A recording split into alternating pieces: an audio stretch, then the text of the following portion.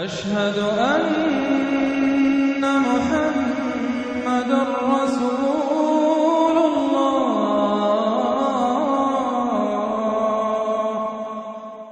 یہ جو سلسلہ شروع ہوا 14 سورتوں کا، پہلا جوڑا اس میں سے سورہ یونس، سورہ ہود علیہم الصلاۃ والسلام۔ البتہ جو تیسرا اس کے اندر سب گروپ، میں نے کہا تھا تین کے سب گروپ ہیں، یہ تیسری سورت جو ہے سورہ یوسف، یہ بالکل پورے قرآن میں منفرد ہے اپنے مزاج کی۔ اس کے ساتھ جزوی سی مشابہت آئے گی ایک سورت کی، میں بعد میں عرض کروں گا۔ اس وقت یہ ہے کہ اس کو نوٹ کیجئے کہ اب تک ہم نے پڑھا ہے جو در حقیقت انباء الرسل کا مضمون ہے، جو ضائع شد و مت کے ساتھ آیا ہے۔ حضرت ابراہیم کا تھوڑا سا ذکر سورہ انعام میں ہم نے پڑھ لیا، کچھ تھوڑا سا ذکر جو ہے وہ سورہ ہود کے اندر آ گیا ہے، لیکن یہ ہے کہ اصل جو آیا ہے انباء الرسل، ایام اللہ فذکرہم بایام اللہ۔ یہ قصص النبیین کے اعتبار سے یہ منفرد صورت ہے، پوری صورت ایک نبی کے حالات پر مشتمل۔ قرآن مجید میں اس کی کوئی اور مثال نہیں۔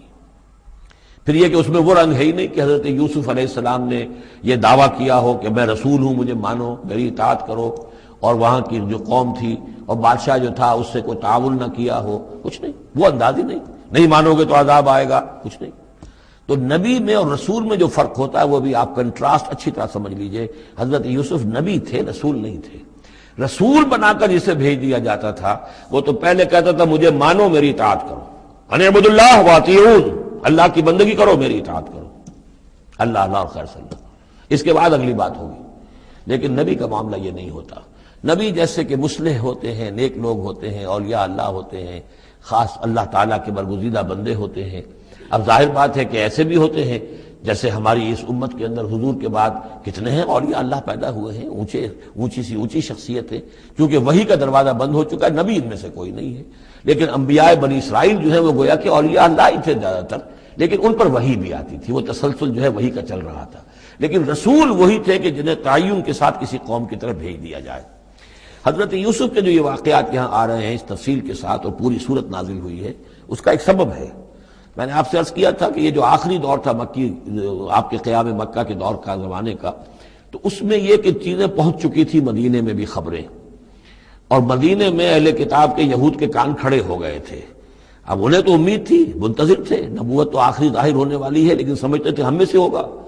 یہاں بات بالکل جو ہے وہ تلپٹ ہو رہی ہے، لہذا وہ اب کچھ نہ کچھ شوشے چھوڑتے رہتے تھے اور انہیں کہتے تھے اپنے پیغامات کے ذریعے سے کہ اچھا تمہارے ہاں سنا کسی نے نبوت کا دعویٰ کیا ہے، اچھا تو اس سے یہ سوال پوچھو کہ یہ ابراہیم تو آباد تھے فلسطین میں، یہ جو یہودی بنی اسرائیل ہے یہ مصر میں کیسے پہنچ گئے، جو وہاں سے پھر حضرت موسیٰ ان کو نکال کر لے کر آئے، لیکن کیسے پہنچے، پہنچنے کا سبب کیا تھا، کیا ماجرا تھا؟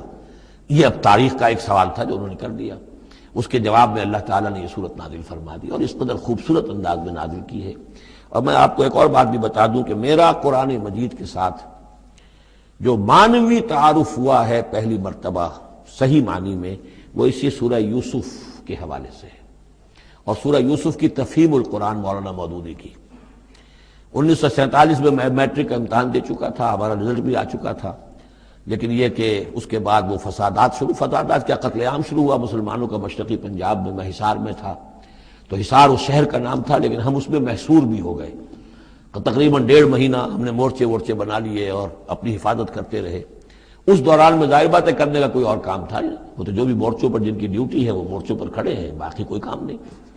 تو میں اور میرے بڑے بھائی اس زمانے میں پھر ایک مسجد کے اندر ہم بیٹھ کر، جو چونکہ انہوں نے بھی، وہ مجھ سے تو ویسے 6 سال بڑے ہیں، انہوں نے بھی جب میٹرک کیا تھا تو عربی پڑھی تھی، اور میں نے تازہ میٹرک کیا تھا، اور میرے پاس بھی عربی کا مضمون تھا، تو پھر یہ ہم پڑھتے تھے۔ اور ترجمان القرآن جو مولانا مودودی کا رسالہ تھا، اس میں ان دنوں تفہیم القرآن میں یہ سورہ یوسف کی تفسیر شائع ہو رہی تھی، تو ان دنوں ہم مسجد میں بیٹھ کر یہ سورہ یوسف تفہیم القرآن سے، پھر چونکہ مجھے کچھ عربی آتی تھی اور تازہ تھی، اچھی تھی، تو اس میں یہ کہ ہماری گفتگو بھی ہوتی تھی، مذاکرہ کرتے تھے۔ تو اس طریقے سے جو پہلا بیرا، اس سے پہلے بھی بہرحال یہ کہ قرآن ہے، اللہ کا کلام ہے، اللہ کی کتاب ہے، ہمارا اس پر ایمان ہے، کچھ اس کو سمجھنا، کچھ پڑھنا، یہ تو تھا، لیکن جو ایک معنوی ایک ربط قائم ہوا، ذہنی رشتہ ہے، قلبی رشتہ، وہ در حقیقت سورہ یوسف اور سورہ یوسف کی بھی وہ تشریح و تعبیر کے جو مولانا مودودی نے تفہیم القرآن میں کی ہے۔ بسم اللہ الرحمن الرحیم الف لام را تلک آیات الکتاب المبین، یہ ایک روشن آیات کی کتاب کی آیات ہیں. انا انزلناہ قرآنا عربیا، ہم نے اس کو نازل کیا ہے عربی قرآن بنا کر. کس کو نازل کیا ہے؟ وہ جو ام الکتاب میں ہمارے پاس ہے، وہ جو لوح محفوظ میں ہے، اس کو ہم نے اتارا ہے اب محمد پر، تو قرآن عربی بنا کر اتارا ہے. لعلکم تعقلون، تاکہ اے عربو، اے عرب کے رہنے والوں، اے امیین کہ جن کی طرف اولین بعثت ہمارے رسول کی ہوئی ہے، تم اچھی طرح سمجھ سکو. نحن نقص علیک احسن القصص، اے نبی ہم آپ پر بیان کرنے لگے ہیں بہترین بیان. یہ قصص نہیں ہے، قصص ہوتا قاف کے زیر کے ساتھ تو قصے کی جمع ہوتا کہ بہترین قصہ ہم آپ کو سنا رہے ہیں. نہیں، احسن القصص، قصص جو ہے یہ یہاں پر یہ مصدر ہے، بہترین بیان. ہم آپ کے سامنے بہترین بیان پیش کر رہے ہیں بما اوحینا الیک ھذا القرآن، اس قرآن کے ساتھ جو ہم نے آپ کی طرف وحی کیا ہے. وَإِن كُنتَ مِن قَبْلِهِ لَمِنَ الْغَافِلِينَ، اور یقیناً آپ اس سے پہلے، اس قرآن میں اس قصے کے آنے سے پہلے، قرآن میں اس بیان کی آمد سے پہلے، وحی سے پہلے آپ یقیناً بالکل ناواقف تھے، غافل تھے. آپ کو کچھ معلوم نہیں تھا کہ یہ حضرت یوسف کیسے وہاں پہنچے اور بنی اسرائیل کیسے پہنچ گئے. اس قال یوسف لابیہ، حضرت یعقوب علیہ السلام کی ایک تو بڑی بیوی تھی، ان سے 10 بیٹے تھے، بڑے تھے، جوان تھے. پھر ایک چھوٹی بیوی تھی، ان سے یہ 2 بیٹے تھے، یوسف بڑے ان میں سے اور بنیامین چھوٹے. 12 بیٹے تھے ان کے. یہ اس قال یوسف لابیہ، یاد کرو جب کہ کہا تھا یوسف نے اپنے والد سے، حضرت یعقوب سے، یا ابت، ابا جان، انی رأیت 11 کوكبا، میں نے دیکھا ہے 11 ستارے، والشمس والقمر، اور سورج اور چاند، رأیتهم لی ساجدین، کہ وہ مجھے سجدہ کر رہے ہیں، میرے سامنے جو ہے سجدے میں ہیں. قال یا بنی لا تقصص رؤیاک علی اخوتک، حضرت یعقوب علیہ السلام نے اس بات کو سمجھ لیا کہ یہ 11 بھائی اور یہ میں ماں باپ، ہمارا کوئی خاص معاملہ ہونے والا اس بیٹے کے ساتھ، اور اللہ تعالیٰ اس بیٹے کی کوئی خاص فضیلت ظاہر کرنے والا ہے. لہذا فرمایا کہ یہ اپنا بیان لا تقصص رؤیاک علی اخوتک، اپنے بھائیوں کے سامنے بیان نہ کر دینا.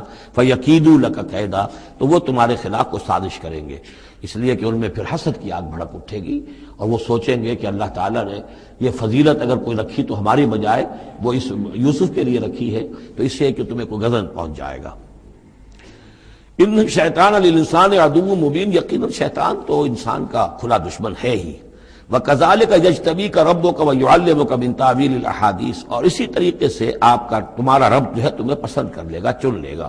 یعنی نبوت کے لیے اب معلوم ہوتا ہے کہ میرے بیٹوں میں سے اللہ نے تمہیں چن لیا ہے، یہ معلوم ہوتا ہے. كَذَلِكَ يَجْتَبِيكَ رَبُّكَ، اسی طرح اللہ چن لے گا، برگزیدہ کرے گا تجھے. وَيُعَلِّمُكَ مِن تَأْوِيلِ الْأَحَادِيثِ، اور تمہیں سکھائے گا تعویل الاحادیث. اس کے 2 معنی ہیں، ایک تو یہ کہ خواب کی تعبیر کرنا، اور یہ کسی بھی بات کی تہ تک پہنچ جانا، کنہ تک پہنچ جانا. تو عام اگر لیں گے تو کسی بھی بات، معاملہ فہمی جسے ہم کہتے ہیں، جز رسی، کسی چیز کے جو ہے اجزاء تک انسان پہنچ جائے، نگاہ دور تک چلی جائے، وہ بھی. اور یہ کہ اس کو تعویل الاحادیث جو ہے یہ خاص طور پر خوابوں کے لیے بھی ہے. وَيُتِمُّ نِعْمَتَهُ عَلَيْكَ، اور اتمام فرمائے گا اپنی نعمت کا تجھ پر. وعلی آل یعقوب، اور تمام آل یعقوب پر. کما اتمھا علی ابویک، جیسے کہ اس نعمت کا اس نے اتمام فرمایا تیرے آباء و اجداد پر، من قبل پہلے، ابراہیم و اسحاق، ابراہیم اور اسحاق پر. یعنی اسحاق تمہارے دادا اور ابراہیم تمہارے پردادا. اپنا نام انہوں نے نہیں لیا، ظاہر بات ہے کہ وہ خود اپنا ذکر کیسے کرتے. ان ربک علیم حکیم، یقیناً تیرا رب جو ہے وہ علیم ہے اور حکیم ہے. لقد کان فی یوسف و اخوتہ آیات للسائلین، یقیناً حضرت یوسف اور ان کے بھائیوں کا جو واقعہ ہوا، جو ماجرا ہوا، اس میں تو نشانیاں ہیں پوچھنے والوں کے لیے. یعنی جنہوں نے یہ سوال پوچھوایا ہے اور جو پوچھ رہے ہیں ان سب کے لیے نشانیاں ہیں. اگر اسی قصے کو حقیقت بینی کے ساتھ جو ہے، حقیقت کی نگاہ کے ساتھ اسے دیکھیں اور طلب ہدایت کے لیے اس قصے پر غور کریں جو قرآن اب پیش کر رہا ہے، تو یہ کہ ان کے لیے تو بہت سی چیزیں جو ہے نکھر کر سامنے آ جائیں گی، حقائق واضح ہو جائیں گے. اذ قالوا لیوسف واخوہ احب الی ابینا منا ونحن عصبہ، جبکہ انہوں نے کہا کہ یہ یوسف اور اس کا بھائی بنیامین، احب الی ابینا منا، یہ ہمارے والد کو زیادہ محبوب ہیں ہم سے زیادہ محبت ان دونوں سے. ونحن عصبہ، جبکہ ہم ایک بڑی جماعت ہیں، طاقتور، بڑے تھے، جوان تھے، 10 تھے، اور ظاہر بات ہے قبائلی زندگی میں تو آپ کو معلوم ہے کہ بازو جو ہوتے ہیں، بیٹے جوان جو ہوں وہی تو اصل میں طاقت کی بنیاد ہوتے ہیں. جس کے جتنے بازو ہیں اتنا ہی وہ صاحب عزت ہے. تو ہم ہیں 10 جوان اور یہ 2 چھوٹے، محبت ان سے زیادہ ہو رہی ہے. انا ابانا لفی ضلال مبین، یقیناً ہمارے ابا جان کچھ بہک سے گئے، معلوم ہوتا ہے کچھ سٹھیا گئے. اقتلوا یوسف، قتل کر دو اس یوسف کو، اب اترہوہ ارضاً، یا اسے کہیں دور کسی ملک کے اندر پھینک دو، اسے دلا وطن کر دو. یخلو لکم وجہ ابیکم، تاکہ تمہارے والد کی جو توجہات ہیں، عنایات ہیں، تمہاری طرف ہو جائیں. اس کی طرف سے ہٹ کر جو ساری عنایات کا مرکز اور منبع بنا ہوا ہے یوسف، تو یہ جب یہاں نہیں رہے گا، یہ کانٹا نکل جائے گا، تو پھر یہ ہے کہ وہ عنایات جو ہیں حضرت یعقوب کی وہ ہمارے حصے میں آئیں گی. وَتَكُونُوا مِن بَعْدِهِ قَوْمًا صَالِحِينَ، یہ کڑوا گھونٹ تو کر گزرو پھر بعد میں نیک بن جانا. یعنی دل میں ملامت بھی ہے، ضمیر کہہ رہا کیا کرنے لگے ہو، کیا سوچ رہے ہو، ایک اپنے بھائی کو قتل کرنا چاہتے ہو. لیکن یہ کہ پھر یہ کہ انسان جو ہے اپنے آپ کو جب کوئی نفس سے، جیسے کہ ہم سورہ مائدہ میں پڑھا ہے فَطَوَّعَتْ لَهُ نَفْسُهُ قَتْلَ أَخِيهِ، قابیل کے نفس نے اسے آمادہ کر ہی لیا اپنے بھائی کے قتل کرنے پر. تو اب ان لوگوں کا بھی جو ہے ضمیر ملامت جب کر رہا تھا تو ان کا ٹھیک ہے بھائی یہ تو کر گزرے ہیں اب، لیکن اس کے بعد نیک ہو جائیں گے، توبہ کر لیں گے، پھر کفارہ بھی ادا کر دیں گے، پھر جس طرح بھی ہوگا تلافی بھی کر دیں گے اپنے اس جرم کی. قال قائل منهم لا تقتلوا یوسف، کہا ان میں سے ایک کہنے والے نے نہیں قتل نہ کرو یوسف کو. یہ یہودا تھے جو سب سے بڑے بیٹے تھے، اور یہی سے لفظ یہودی بنا ہے. سب سے بڑے بیٹے حضرت یعقوب کے یہودا، اور یہ شریف النفس تھے ان میں. انہوں نے کہا نہیں قتل مت کرو. وَأَلْقُوهُ فِي غَيَابَةِ الْجُبِّ، ہاں کسی جو باولیاں پچھلے زمانے میں ہوتی تھی، کنواں نہیں اصل میں کہنا چاہیے، باولیاں آپ کو پتہ نہیں، بہت سے لوگ جانتے نہیں ہوں گے، وہ ایک بہت گہرا سا جو ہے وہ کھودتے تھے تاکہ پانی تک پہنچ جائے، اور پھر جہاں پانی کی سطح ہوتی تھی اس کے آس پاس طاقچے بنے ہوتے تھے. تو ان طاقچوں میں سے غیابت الجب، ان میں سے کسی میں اس کو ڈال ڈاؤ، تاکہ پھر کوئی رسی نیچے پھینکے گا اور کوئی قافلہ آئے گا، اس کا کوئی پانی لینے والا آئے گا، یہ اس رسی کو پکڑ کر اوپر چلا جائے گا، وہ قافلہ اپنے ساتھ لے جائے گا جہاں جا رہا ہوگا، تو ہماری جان چھوٹے گی، تو ہم قتل کے مجرم نہیں ہوں گے.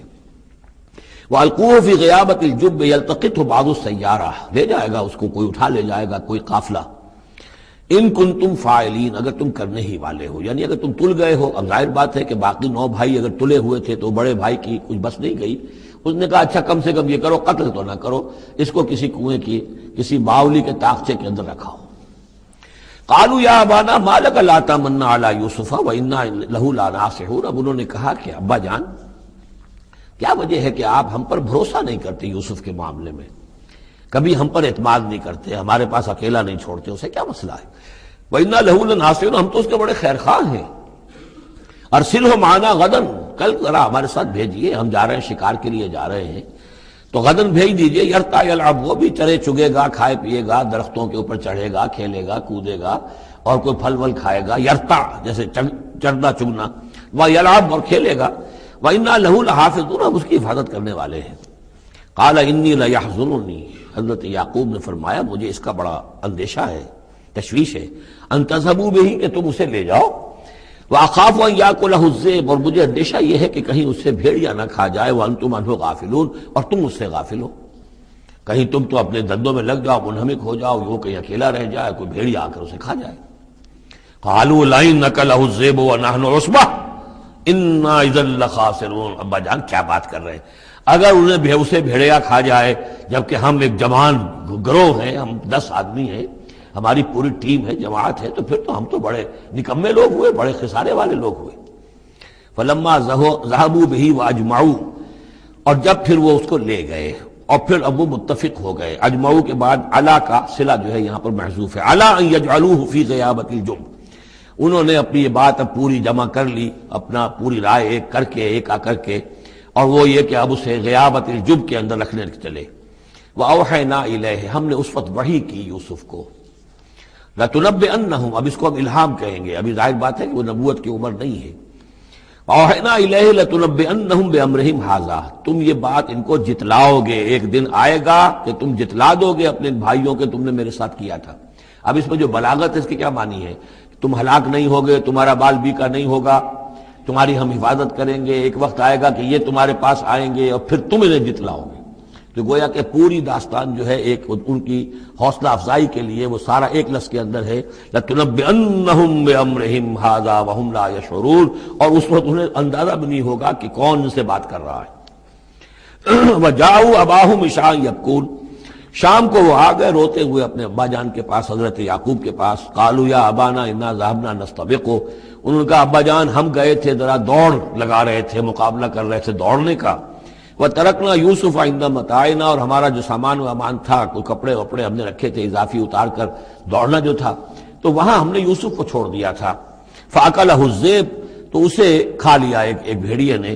وَمَا أَنْتَ بِمُؤْمِنٍ لَنَا، اور آپ ہماری بات مانیں گے تو نہیں۔ وَلَوْ كُنَّا صَادِقِينَ، خواہ ہم کتنے ہی سچے ہوں، آپ نے ماننی تو نہیں ہے بات، لیکن ہم کیا کریں، ہوا یہ ہے۔ وَجَاءُوا عَلَىٰ قَمِيصِهِ بِدَمٍ كَذِيبٍ، اور کوئی جھوٹ موٹ کا خون اس کی قمیص کے اوپر لگا کے لے آئے۔ قَالَ بَلْ سَوَّلَتْ لَكُمْ أَنفُسُكُمْ أَمْرًا، حضرت یعقوب نے فرمایا نہیں، بات کچھ اور ہے، تمہارے جیوں نے، تمہارے نفسوں نے تمہارے لیے ایک بڑی بات کو ہلکا کر دیا ہے۔ تم نے کوئی بہت بڑا غلط اقدام کیا ہے اور تمہارے نفسوں نے اس کے لیے تمہیں آمادہ کر دیا ہے۔ فصبر جمیل، لیکن ظاہر بات ہے کہ اب 10 بیٹے ہیں، حضرت یعقوب اکیلے ہیں، بوڑھے ہیں۔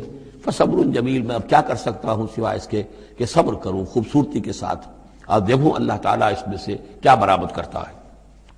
واللہ المستعان علی ما تصفون، اور جو کچھ تم بیان کر رہے ہیں اس پر تو ظاہر بات ہے کہ اب میں اللہ ہی سے مدد مانگ سکتا ہوں۔ وجاءت سیارۃ، اب کچھ عرصے کے بعد وہاں ایک وہ قافلہ آ گیا۔ جاءت سیارۃ فارسلوا واردہم، انہوں نے بھیجا اپنے آگے چلنے والے کو۔ یہ پرانے زمانے میں ہوتا تھا قافلہ، اس سے آگے آگے جو ہے جس کو عورت کہتے ہیں وارد، وہ جا کر جو ہے وہاں پر دیکھتا تھا کہاں کنواں ہے، پانی کہاں ہے، کہاں اگلا پڑاؤ ہوگا۔ فارسلوا واردہم، اپنے پانی بھرنے والے کو بھیجا۔ فادلا دلوا، اس نے اپنا ڈول جو ہے وہ نیچے اتارا۔ قال یا بشرا، اب اس کو پکڑ لیا حضرت یوسف نے، اس نے کھینچا، وہ سمجھ رہا تھا پانی کھینچ رہا ہوں، وہ حضرت یوسف آ گئے۔ یا بشرا ھذا غلام، انہوں نے وہیں سے شور بچایا، آواز دی کہ بشارت ہو، یہ تو ہمیں غلام مل گیا، لڑکا مل گیا۔ وَأَسَرُّوهُ بِضَاعَةً، اور انہوں نے چھپا لیا اسے ایک پونجی سمجھ کر کہ یہ تو اچھی دولت ملی ہے، اسے بیچیں گے، بیچ کے پیسے کھڑے کریں گے، چھپا لیا۔ واللہ علیم بما یعملون، اور اللہ تعالیٰ خوب جانتا تھا جو وہ کر رہے ہیں۔ وَشَرَوْهُ بِثَمَنٍ بَخْسٍ دَرَاهِمَ مَعْدُودَةٍ، اور مصر پہنچ کر انہوں نے بیچ دیا اس کو بڑی تھوڑی سی قیمت پر۔ دراہم معدودہ، گنتی کی چونیاں، درہم جو ہے ان کے ہاں دینار کا چوتھا حصہ ہوتا تھا، تو دراہم معدودہ جو ہے چند چونیوں کے عوض وہ فروخت کر دیا۔ وَكَانُوا فِيهِ مِنَ الزَّاهِدِينَ، اور اس کے معاملے میں تو وہ بہت ہی قانع تھے، یعنی چونکہ اگر تو کسی کی انویسٹمنٹ ہوئی ہو، 1000-2000 کا خریدا ہو، تب تو آدمی اس کی قیمت اپنے انویسٹمنٹ بھی نکالے اس میں سے اور پھر منافع بھی لینا چاہے، یہ تو مفت کا مال تھا۔ دوسرے یہ اندیشہ ہر وقت دھڑکا لگا ہوا تھا کہ کہیں جو ہے اس کے وارث نہ آ جائیں، تو جلد از جلد بیچ کر جو بھی ملے پیسے کھڑے کرو۔ وقال الذي اشتراه من مصر، اور جس شخص نے خریدا انہیں مصر سے، مصر میں یہ تو عزیز مصر تھا، یعنی کوئی بہت بڑا افسر، بادشاہ نہیں، لیکن یہ کہ وہاں کی جو بھی ہائرارکی تھی اس کے اندر کوئی بہت اہم مقام پر۔ وقال الذي اشتراه من مصر، اور جس شخص نے خریدا انہیں مصر میں، لامرأته، اپنی بیوی سے کہا اکرمی مثواہ، اس کو ذرا اچھے طریقے پر رکھو، عسیٰ ان ینفعنا، ہو سکتا ہے یہ ہمارے لیے نفع بخش ہو، یہ بھی ہو سکتا ہے کہ ہم اسے پھر بیچ دیں تو ہمیں دولت زیادہ مل جائے، اور نتخذہ ولدا، معلوم ہوتا ہے شاید اولاد نہیں تھی، ہم اسے اپنا بیٹا ہی بنا لیں گے۔ وَكَذَلِكَ مَكَّنَّا لِيُوسُفَ فِي الْأَرْضِ، اس طرح ہم نے زمین میں یوسف کے لیے تمکن، ٹھہراؤ کی جگہ پیدا کر دی۔ اب یہ کہ پہنچ گئے ہیں جو اس وقت کی جو متمدن ترین مملکت ہے، مصر کی مملکت ہے، اس کا ایک نظام ہے، اس میں بادشاہت ہے، اس کا پورا جو ہے اس کا آبپاشی کا نظام ہے، اس میں تمدن کے ایک گہوارے میں پہنچا دیا، اور وہاں پر بھی کسی جھونپڑے میں نہیں، کسی بہت بڑے افسر، بہت بڑے صاحب حیثیت انسان کے گھر میں پہنچا دیا۔ وَكَذَلِكَ مَكَّنَّا لِيُوسُفَ فِي الْأَرْضِ وَلِنُعَلِّمَهُ مِن تَأْوِيلِ الْأَحَادِيثِ، اور تاکہ ہم اسے سکھائیں باتوں کی تہ تک پہنچنا، یعنی ظاہر بات ہے کہ اگر وہ کوئی بہت بڑا عہدے دار تھا، بہت بڑا افسر تھا، تو وہاں پر لوگ آتے رہتے ہوں گے، گفتگویں ہوتی ہوں گی، امور مملکت پر بحثیں ہوتی ہوں گی۔ اب یہ وہاں پر ایک خادم کی حیثیت سے ہیں، وہ باتیں ساری سن رہے ہیں، تو گویا کہ اس میں ان کے لیے تربیت کا سامان اللہ نے کر دیا کہ کہاں کسی اگر دیہاتی میں رہتے یا کہیں صحرا میں رہتے، کہاں یہ تمدن کے ایک گڑھ میں اور ایک ایسی جگہ پر جہاں پر بیٹھ کر سارے مشورے ہوتے ہوں، گفتگویں ہوتی ہوں اور دوسرے ملکوں کی خبریں آتی ہوں، اس سے ان کے علم کے اندر معلومات میں بھی اضافہ ہوا، اور یہ کہ حالات و واقعات کا تجزیہ کرنا، اس سے استنتاج کرنا، نتیجہ نکالنا، اللہ نے یہ چیز انہیں سکھا دی۔ واللہ غالب علی امرہ، اللہ تعالیٰ تو اپنے معاملے پر، اپنے حکم پر، اپنے فیصلے پر غالب ہے، ولکن اکثر الناس لا یعلمون، لیکن اکثر لوگ جانتے نہیں۔ ولما بلغ اشدہ آتیناہ حکما وعلما، جب وہ اپنی پوری پختگی کو پہنچ گئے تو ہم نے انہیں حکم اور علم دونوں دیے، اس سے مراد نبوت ہے، حکمت بھی دی، علم بھی دیا۔ وَكَذَلِكَ نَجْزِي الْمُحْسِنِينَ، اسی طریقے سے ہم محسنین کو بدلہ دیتے ہیں، اچھا بدلہ دیتے ہیں۔ وَرَاوَدَتْهُ الَّتِي هُوَ فِي بَيْتِهَا، اور پھسلانے کی کوشش کی اس عورت نے جس کے گھر میں وہ تھے، وہی عزیز مصر کی بیوی، وہ ان پر فریفتہ ہو گئی۔ فی بیتہا عن نفسہ، ان کے جی سے پھسلانے کی کوشش کی، انہیں گناہ پر آمادہ کرنا چاہا، یہاں تک کہ وغلقت الابواب، ایک موقع پر اس نے دروازے بند کر دیے، وقالت حیت لک، اور بولی کہ جلدی کرو۔ قال معاذ اللہ، حضرت یوسف نے فرمایا اللہ کی پناہ طلب کرتا ہوں، انہ ربی احسن مثوایا، یہاں ربی دونوں طرف جا سکتا ہے، ایک تو اللہ کی طرف بھی، دوسرے یہ کہ میرا آقا، یہ لفظ جو ہے آقا کے لیے، بادشاہ کے لیے بھی اس صورت میں بار بار آیا ہے کہ میں خیانت کروں اپنے آقا کی، اس نے میرے ساتھ بہترین سلوک کیا ہے، اچھی طرح رکھا ہے، میں یہ بھی نہیں کر سکتا، اور یہ بھی ہو سکتا ہے اللہ نے سارا بندوبست کیا ہے، اللہ ہی نے تو سارا مکننا لیوسف، تو دونوں طرف یہ لفظ جا سکتا ہے۔ معاذ اللہ انہ ربی احسن مثوایا انہ لا یفلح الظالمون، گناہ گار اور ظالم لوگ جو ہیں فلاح نہیں پایا کرتے۔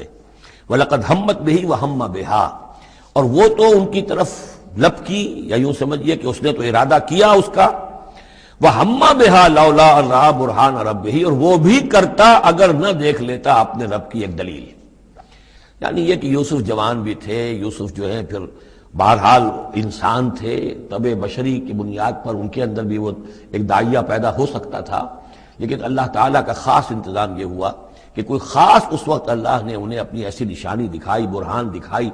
روایات میں یہ آتا ہے کہ دیوار پر حضرت یعقوب علیہ السلام کی شکل ظاہر ہوئی اور وہ انگلی سے اشارہ کر رہے تھے کہ باز رہنا، تو یہ تورات کے اندر ہے۔ تو بہرحال قرآن مجید بھی کوئی اس کی یعنی نفی نہیں ہے اس میں، بلکہ ہو سکتا ہے الرا برہان ربہ، تو یہ اللہ کی طرف سے یہ بات دکھا دی گئی ہو، یہ کوئی انہونی بات نہیں۔ اور یہ ایک بات کو وَلَقَدْ ہَمَّتْ بِهِ وَهَمَّ بِهَا، تو یہاں پہ لولا الرا برہان، وہ بھی بڑھتے ہیں، یعنی یہ کہ یہ چیزیں جو ہیں بہرحال جہاں تک فطرت انسانی کا تقاضا ہے اس میں ثابت قدم رہنا آسان کام نہیں ہے۔ كَذَلِكَ لِنَصْرِفَ عَنْهُ السُّوءَ، اور یہ اس لیے کہ ہم پھیر دیں اس سے بدی کا رخ، والفحشاء، اور بے حیائی کا، ہم نے خاص اہتمام کیا حضرت یوسف علیہ السلام کی عفت و عصمت کی حفاظت کی۔ انہ من عبادنا المخلصین، یقیناً وہ ہمارے بڑے مخلص بندوں میں سے تھے۔ یہ مخلص اور مخلص کا فرق نوٹ کر لیجئے، مخلص اس میں فاعل ہے، خلوص کرنے والا، اور مخلص وہ جس کو خالص کر لیا گیا ہو۔ اللہ کے مخلص بندے وہ ہیں جن کو اللہ نے اپنے لیے خالص کر لیا، تو یہ اللہ کے خاص بندے، چہیتے بندے مخلص ہیں جنہیں اللہ نے اپنے لیے خالص کر لیا ہے۔ واستبق الباب، وہ دونوں دوڑے دروازے کی طرف، یعنی حضرت یوسف علیہ السلام نے اس کی نیت بری دیکھی اور دیکھا کہ وہ تلی ہوئی ہے، اس کے اوپر شیطان کا بھوت سوار ہے، تو وہ دروازے کی طرف لپکے کہ میں بھاگ جاؤں، پیچھے وہ دوڑی۔ قالت وقدت قمیصہ من دبر، اور دوڑ میں اس میں یہ ہوا کہ اس نے جو پیچھے سے پکڑنے کی کوشش کی حضرت یوسف کو، تو ان کا کرتا جو ہے اس کے ہاتھ میں آ گیا اور وہ پھٹ گیا۔ حضرت یوسف دوڑ رہے ہیں، پیچھے سے وہ کرتے کا دامن جو ہے پھٹ گیا۔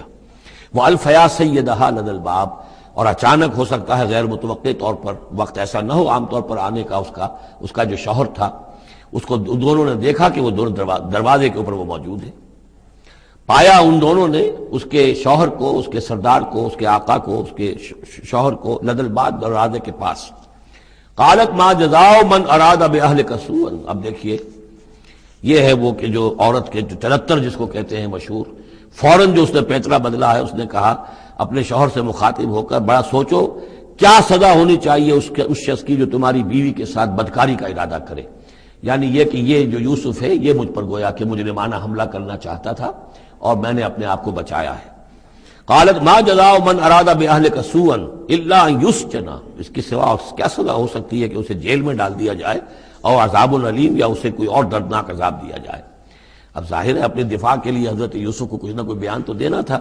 قال هي راودتني عن نفسي، انہوں نے صاف بیان کر دیا کہ خود اس نے مجھے گناہ پر آمادہ کرنا چاہا تھا اور پھسلانا چاہا تھا مجھے میرے جی سے۔ وشهد شاهد من اهلها، اب یہ کہ وہاں کوئی اور تھا، کوئی شخص کہ جو تھا اس عورت، وہ زلیخا اس کا نام آتا ہے تورات میں، قرآن میں کہیں نہیں ہے۔ امرات العزیز تو آتا ہے، اس عزیز کی بیوی، بڑے افسر کی بیوی، لیکن یہ کہ اس کا کوئی رشتہ دار بھی وہاں آن موقع پر موجود تھا، تو اس نے قرائن کی جو گواہی ہوتی ہے، سرکمسٹانشل ایویڈنس، اس کی بات کی۔ انہوں نے کہا کہ اگر تو اس کا کرتا پھٹا ہوا ہو، شاہد شاہد من اہلہا، اس عورت کے عزیزوں رشتہ داروں میں سے گواہی دینے والے نے ایک نے گواہی دی، اگر اس کا کرتا پھٹا ہوتا سامنے سے فصدقت، تو وہ سچی ہوتی، وہو من الکاذبین، اور یہ جھوٹا ہوتا۔ یعنی اگر کوئی مرد حملہ کر رہا ہے اور عورت اپنا تحفظ کر رہی ہے اور اس میں جو ہے کہیں کرتا پھٹتا ہے مرد کا، تو وہ سامنے کا حصہ پھٹے گا۔ وَإِنْ كَانَ قَمِيصُهُ قُدَّ مِنْ دُبُرٍ، اور اگر اس کی قمیص ہے پھٹی ہوئی پیچھے سے، فَكَذَبَتْ، تو وہ جھوٹی ہے، وَهُوَ مِنَ الصَّادِقِينَ، اور وہ سچا ہے۔ اب یہ بھی آپ دیجئے، کریڈٹ دیجئے بہرحال کہ اس کی عورت کے رشتہ داروں میں سے کسی نے اتنی عادلانہ بات کی ہے، اتنی حکیمانہ بات بھی کی ہے، عادلانہ بھی کی ہے اور حق کی بات کی ہے، تو معلوم ہوتا ہے کہ اس معاشرے کے اندر بھی جہاں بہت سی خرابیاں بھی تھیں، آگے آ جائیں گی وہ خرابیوں کا بھی ذکر ہے، لیکن یہ کہ بہرحال کچھ نہ کچھ اچھائیاں بھی تھیں۔ فلما رأى قميصه قد من دبر، جب اس نے دیکھا کہ قمیص تو پھٹی ہوئی ہے پیچھے سے، قال انه من کیدکن، تو اس نے کہا اس عزیز مصر نے اپنی بیوی سے کہ یہ تمہاری ہی چالوں میں سے ہے، فریب میں سے ہے۔ ان کیدکن عظیم، تم عورتوں کی چالیں جو ہیں اور تمہارے عورتوں کے جو فریب ہیں وہ بہت بڑے ہیں۔ یوسف اعرض عن ھذا، اب اس نے کہا یوسف ٹھیک ہے، اس سے درگزر کرو، عن ھذا، اعرض عن ھذا واستغفری لذنبک، اور دیکھو تم اپنی بیوی سے مخاطب ہو کہا تم اپنے گناہ کا استغفار کرو، توبہ کرو، انک کنت من الخاطئین، یقیناً تو ہی تھی خطا کار۔ وقالت نسوۃ فی المدینہ، اور کہا عورتوں نے شہر کے اندر، امرأۃ العزیز ہے، یہ ہے وہ عزیز کی بیوی، تراود فتاح عن نفسہ، وہ اپنے غلام کو پھسلا رہی ہے اور اس کو چاہتی ہے اسے گناہ پر آمادہ کرنا، قد شغفہا حبا، وہ اس کی محبت میں گرفتار ہو گئی ہے۔ انا لنراہا فی ضلال مبین، ہم دیکھتے ہیں وہ تو بڑی بھٹک گئی ہے اپنے غلام کے ساتھ یہ معاملہ، اور یہ تو بہت ہی گھٹیا بات ہے۔ فلما سمعت بمکرہن، جب اس نے امرأۃ العزیز نے سنی یہ باتیں، میرے خلاف اب یہ چرچے ہو رہے ہیں، تو اس نے چاہا کہ ان سب کا جو چونکہ اوپر کی سوسائٹی تھے وہ سارے کے سارے جو ہیں سوراخ تو سبھی کے ہاں تھے، گندگیاں ہر ایک کے ہاں تھی، لیکن یہ موقع مل گیا عورتوں کو کہنے کا، اسے معلوم تھا خود ان کے اپنے کردار کیسے کچھ ہیں، لیکن اس نے چاہا کہ اس کا بھانڈا جو ہے چوراہے کے اندر ان کے کردار کا بھی پھوڑ دیا جائے۔ ارسلت الیہن، تو ان سب کو بلوایا ایک دعوت میں، وآتت لہن متکئا، اور اہتمام کیا ایک مجلس کا، ایک ڈنر کا، اور اس میں یہ کہ سب جو متکئا جو سہارا لے کر بیٹھے ہوئے ہیں، وآتت کل واحدۃ منہن، اور ہر عورت کو اس نے ایک چھری اس کے سامنے رکھی، سکینن، ایک چھری، جب کوئی پھل وغیرہ ہوں گے اس کے ساتھ چھری بھی سب کو دی گئی ہے۔ وقالت اخرج علیہن، اور کہا کہ اے یوسف ذرا نکلو ان کے سامنے، برآمد ہو، ان کے سامنے آ جاؤ۔ فلما رأینہ، تو جب ان سب نے اس کو دیکھا، اکبرنہ، تو ششدر رہ گئیں، وقطعن ایدیہن، اور ان سب نے اپنے ہاتھ کاٹ لیے۔ اس میں ایک کا تو کسی کا غلطی سے ہاتھ کٹ گیا ہوگا، چوک گئی ہوگی، دیکھ کر ایک دم چونکی کہ یہ اس قدر حسین و جمیل، یہ تو انسان نہیں معلوم ہوتا یہ کون ہے، تو اس کا ہاتھ کاٹا۔ اس کی طرف حضرت یوسف متوجہ ہوئے ہوں گے، خون اس کے کچھ نہ آخر ماں خادم کی حیثیت سے تھے کہ اس کے کوئی مرہم پٹی کریں، تو ہر ایک نے یہ چاہا کہ یہ التفات اس کا میری طرف بھی ہو، تو سب نے اپنی انگلیاں کاٹی۔ قطعنا، اب یہاں پر یہ غلطی سے بات نہیں ہو سکتی، اس لیے کہ یہ قطع یقطع تقطیعا باب تفعیل ہے، اس تفعیل کے اندر تو اہتمام اور پوری طریقے سے کوئی ارادہ کر کے کسی کام کو کیا جاتا ہے۔ اپنے ہاتھ کاٹ لیے۔ وقلنا حاشا للہ ما ھذا بشرا، ان کہا کہ حاشا للہ، یہ شخص یہ تو آدمی نہیں ہے، ان ھذا الا ملک کریم، یہ تو معلوم ہوتا ہے کہ کوئی بہت ہی بزرگ فرشتہ ہے۔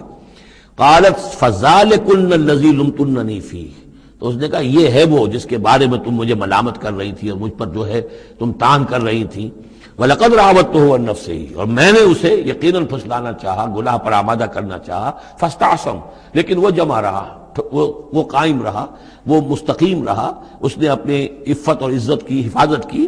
وَلَئِن لَّمْ يَفْعَلْ مَا آمُرُهُ، اور اگر اس نے نہ کیا وہ جو میں اسے حکم دے رہی ہوں، لَيُسْجَنَنَّ، تو وہ لازماً قید میں پڑے گا. وَلَيَكُونَ مِنَ الصَّاغِرِينَ، اور یہ کہ بہت ہی چھوٹا ذلیل و خوار ہو کر رہے گا.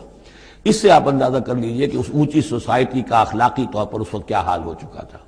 کس دھڑلے سے یہ کہہ رہی ہے، اور ان کی تمام بیگمات کا بھی جو مسئلہ تھا وہ بھی سامنے آ چکا، اور اس میں ظاہر بات ہے کہ اسی دھڑلے کے ساتھ اس کا اعلان کرنا اپنے گناہ کا، کوئی اس میں حجاب محسوس نہیں کر رہی. قال رب السجن احب الی مما یدعوننی الیہ، حضرت یوسف نے دعا کی، پروردگار مجھے قید زیادہ پسند ہے اس چیز سے جس کی طرف یہ مجھے بلا رہی ہیں. وَإِلَّا تَصْرِفْ عَنِّي كَيْدَهُنَّ، اور اگر اے پروردگار تو نے مجھ سے دور نہ کر دیا ان کی چالوں کو، ان کی فریبوں کو، أَصْبُ إِلَيْهِنَّ، ہو سکتا ہے میں بھی ان کی طرف مائل ہو جاؤں. وَأَكُن مِّنَ الْجَاهِلِينَ، اور میں جاہلوں میں سے ہو جاؤں. فَاسْتَجَابَ لَهُ رَبُّهُ، تو اللہ تعالیٰ نے، اس کے رب نے اس کی دعا کو قبول کیا.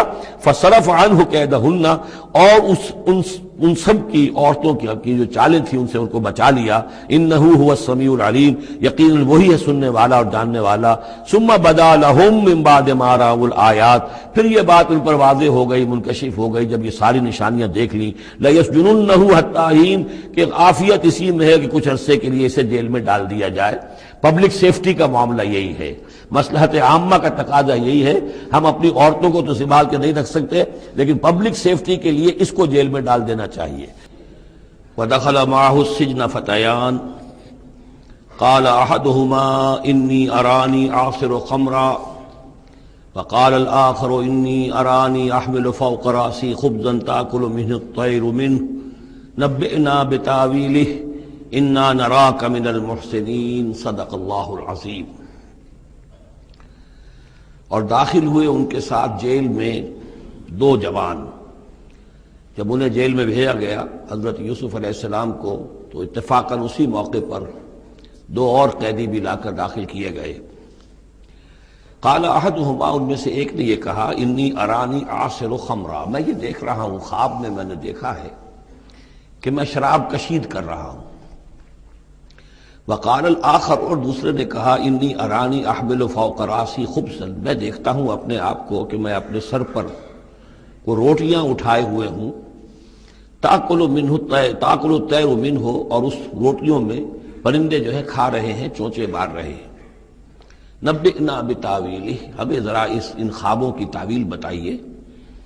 انا نراک من المحسنین، ہم دیکھتے ہیں کہ آپ عام قیدیوں کی طرح نہیں ہیں. آپ کا کردار، آپ کی شخصیت، آپ کی سیرت، آپ کی وجاہت یہ بالکل مختلف ہے. ہم دیکھتے ہیں کہ آپ تو بہت اچھے آدمی ہیں، بہت بزرگ آدمی ہے. تو ہمیں امید ہے کہ آپ ہمارے خوابوں کی تعویل بتا سکیں گے. قال لا یاتیکما طعام ترزقانہ الا نبأتکما بتاویلہ، حضرت یوسف نے فرمایا کہ جو کھانا آتا ہے تمہارے لیے، وہ راشن کا وقت معین ہوگا جو قیدیوں کو تقسیم کیا جاتا ہے، تو نہیں آئے گا تم تک کھانا جو دیا جاتا ہے تمہیں، مگر یہ کہ میں بتا دوں گا تمہیں اس کی تعویل. یعنی فوراً جواب نہیں دیا، کچھ ان سے ٹائم لیا، کچھ وقت لیا انہوں نے کہ اس میں اپنی تبلیغ کر سکیں، اپنی بات اس کو بتا سکیں کہ جب یہ اب میری طرف متوجہ ہوئے ہیں. اور یہ داعی حق کا یہ کام ہوتا ہے کہ وہ ہر وقت اس فکر میں رہے کہ کسی بھی اعتبار سے کوئی موقع ہو کہ کوئی خیر کی بات کسی سے کہنے کے لیے صحیح جو ہے تقریب پیدا ہو جائے تو اس موقع سے فائدہ اٹھایا جائے. الا نبأتکما بتاویلہ قبل ان یاتیکما، اس سے پہلے کہ تمہارا وہ راشن آئے. ذالکما مما علمنی ربی، اور دیکھو یہ وہ چیز ہے جو میرے رب نے مجھے سکھائی ہے. میں کوئی دعوے دار نہیں ہوں اپنے کسی ذاتی کمال کا. اب اس میں خود بخود اس جملے میں بھی اللہ تعالیٰ کی طرف ایک توجہ اور اللہ کی طرف ایک نسبت موجود ہے. انی ترکت ملت قوم لا یؤمنون باللہ وہم بالآخرۃ ہم کافرون، دیکھو میں نے ترک کر دیا ہے اس قوم کا راستہ کہ جو نہ اللہ کو مانتے ہیں اور نہ ہی آخرت پر ان کا یقین ہے، بلکہ آخرت کے وہ کافر ہیں، منکر ہیں، نہیں مانتے آخرت کو. واتبعت ملت آبائی، اور میں نے پیروی کی ہے، اختیار کر لی ہے ملت اپنے آبا کی، ابراہیم و اسحاق و یعقوب، یعنی ابراہیم اور اسحاق اور یعقوب کی. یہاں اس سے مراد کیا ہے؟ دیکھیے کہ ایک شخص جو ہے بچپن میں ہی اگر پیدا ہوا ہے مسلمانوں میں، تو ایک تو ہے موروثی عقائد کے جو اسے ملے ہیں، اور ظاہر بات ہے کہ وہ اللہ کا نام جانتا ہے، رسول کا نام جانتا ہے، کلمے اس کو پڑھا دیے گئے، نماز سکھا دی گئی.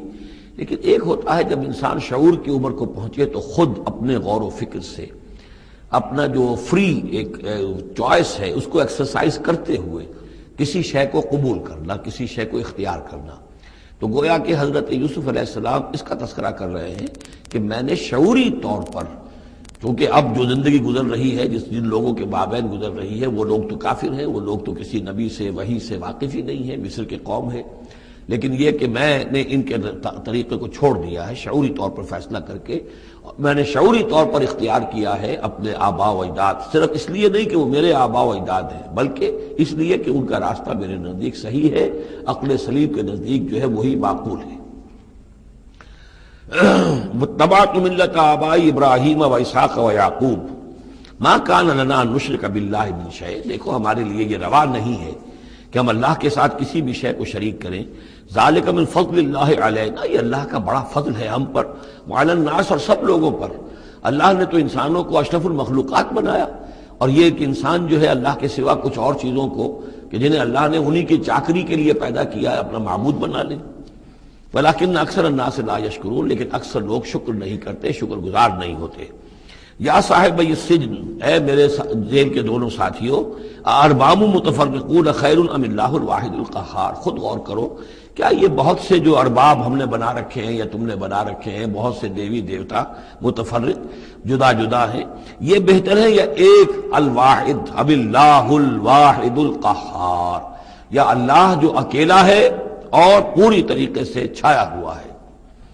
ما تعبدون من دونہ الا اسماء سمیتموها انتم وآباؤکم، نہیں پوچھتے تم اس کے سوا دیویوں اور دیوتاؤں کو مگر یہ کوئی شے نہیں ہے، یہ کچھ نام ہے جو تم نے رکھ لیے ہیں، تم نے بھی اور تمہارے آباء و اجداد نے بھی.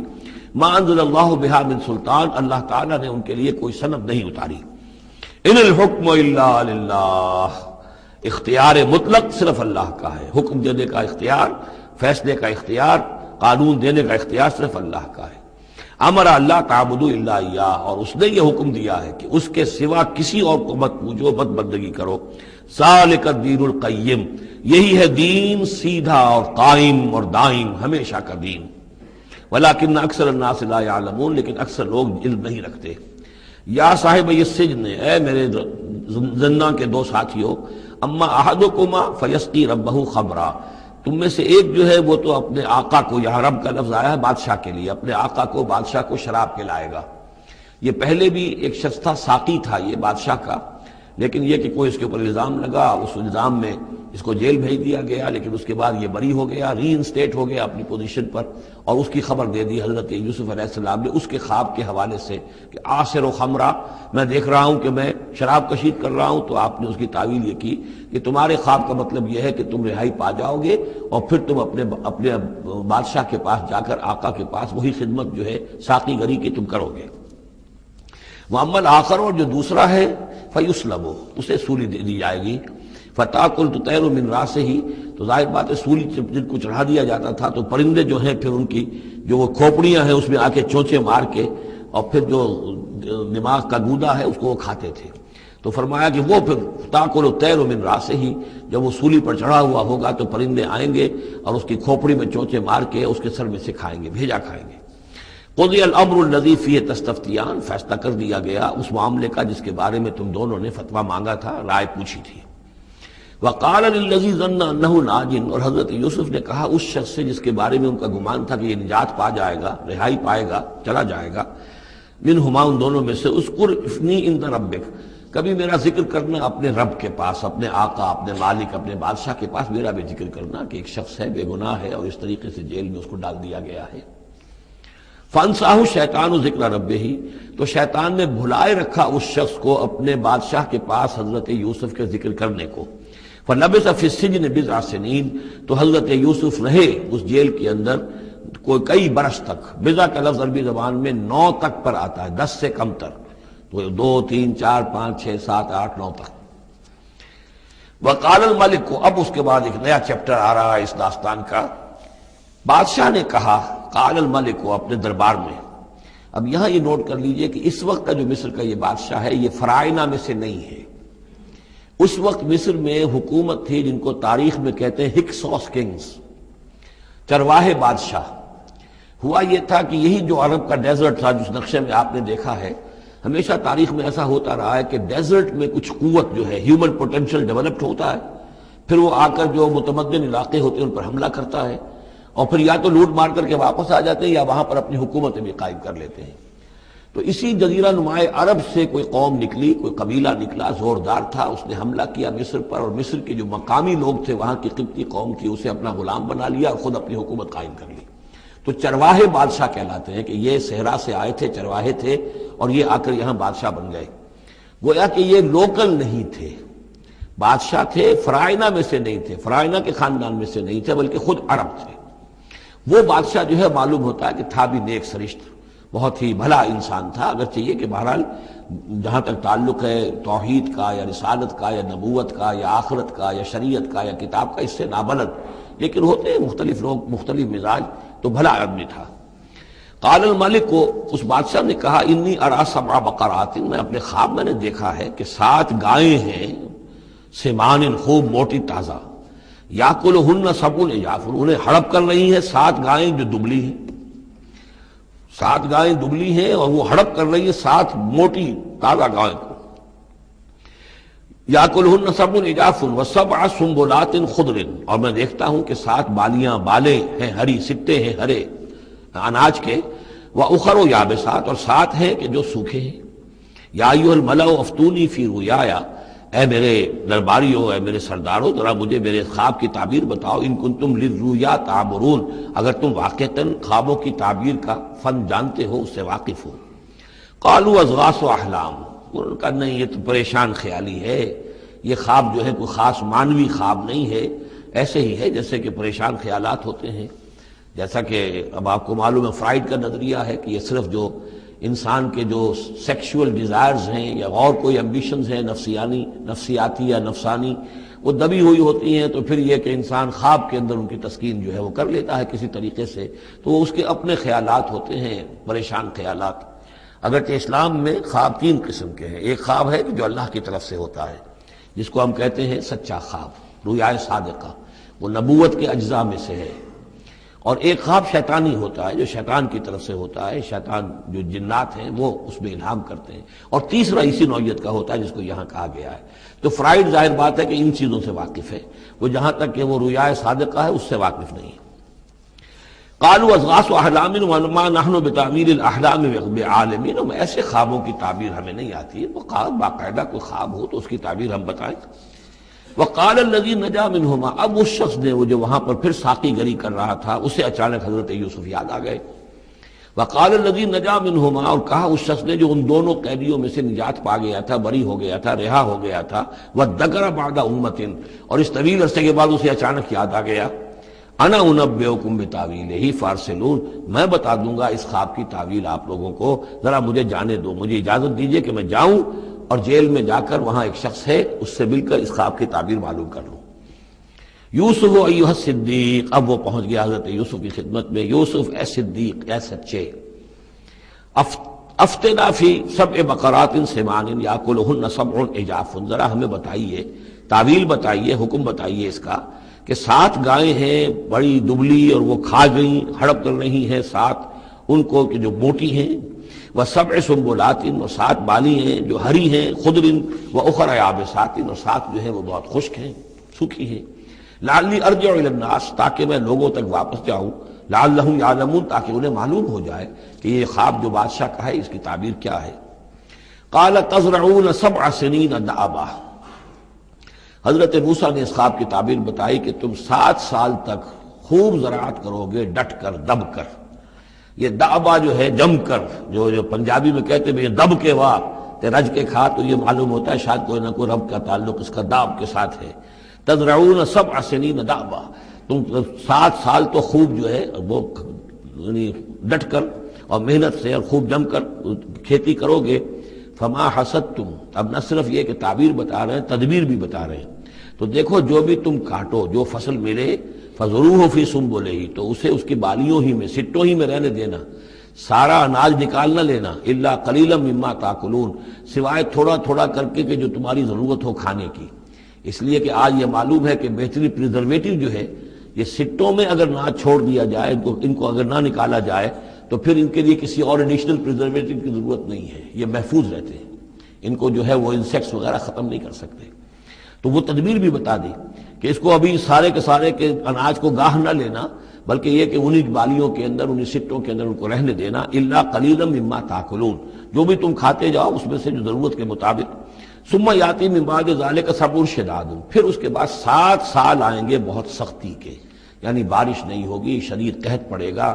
یا کلنا، وہ 7 سال کھا جائیں گے، ما قدمتم لہن، جو کچھ بھی تم نے بچا کے رکھا ہوگا ان کے لیے، یعنی تعبیر بھی تدبیر بھی سب کچھ بتا دی گئی۔ تعبیر تو یہ کہ 7 سال تک خوشحالی ہوگی، اچھی فصل ہوگی، اور 7 سال اس کے بعد قحط کے آنے والے ہیں۔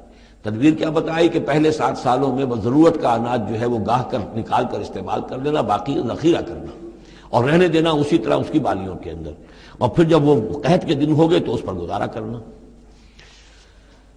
ثم یاتی من بعد ذلک، پھر اس کے بعد ایک سال آئے گا، صبر شداد یاکلنا، وہ سال آئیں گے 7، یاکلنا ما قدمتم لہن الا قلیلا ما تحسنون، جو تم نے رکھا ہوا ہوگا وہ تم کھاؤ، وہ کھا جائیں گے سوائے اس کے کہ جو تم بیج کے لیے روک رکھو گے۔ ثم یاتی من بعد ذلک عام فیہ یغاث الناس، پھر ایک 7 سال کے بعد پھر آئے گا لوگوں پر ایک ایسا سال کہ خوب ان پر می برسے گا، وفیہ یعصرون، اور جب می برسے گا تو خوب انگور کی فصل بھی ہوگی، اور انگور کی فصل ہوگی تو پھر شراب بھی کشید ہوگی۔ وقال الملک اوتونی بہ، اب یہ ساری بات سن کر بادشاہ نے کہا اس شخص کو تو میرے پاس لے کر آؤ، اتنا ذہین انسان ہے اور اتنا سمجھدار انسان ہے، اس کو تو یقیناً جیل میں نہیں ہونا چاہیے، میرے پاس ہونا چاہیے۔ فلما جاء الرسول، اور جب وہ ایلچی آیا حضرت یوسف کے پاس، قال ارجع الی ربک، انہوں نے کہا کہ دیکھو میں اس طرح یہاں سے نکلنے کو تیار نہیں۔ ظاہر بات ہے جب جیل میں ڈالا گیا تو کوئی تہمت تو لگی ہوگی، کوئی FIR تو کٹی ہوگی نا، آخر میں کوئی نہ کوئی الزام، کوئی جو خانہ پوری کی گئی تھی تو وہ تو ان کے اوپر داغ ہے، دھبا تو ہے۔ تو میں جب تک کہ بری ذمہ نہ ہو جاؤں اور بری نہ ہو جاؤں ان الزامات سے، جب تک کہ میرا دامن جو ہے صاف نہ ہو جائے، میں یہاں سے نکلنا نہیں چاہتا۔ فرمایا قال ارجع الی ربک فاسألہ، تو لوٹ جاؤ اپنے بادشاہ کے پاس، فاسألہ، اور ذرا اس سے جا کے پوچھو، ما بال النسوۃ اللاتی قطعن ایدیہن، ان عورتوں کا کیا مسئلہ تھا جنہوں نے اپنے ہاتھ کاٹ لیے تھے۔ ان ربی بکیدہن علیم، یقیناً میرا رب ان کی چالوں سے اور ان کے چرتروں سے خوب واقف ہے۔ قال فما خطبکن، اب بادشاہ نے طلب کر لیا سب کو، وہ بیگمات کو، اذ راوتن، ما خطبکن اذ راوتن یوسف عن نفسہ، کیا معاملہ تھا تم لوگوں کا، کیا حقیقت تھی اس کی جبکہ تم نے یوسف کو چاہا، تم سب نے چاہا کہ اسے تم پھسلا دو اور اسے تم گناہ پر آمادہ کرو۔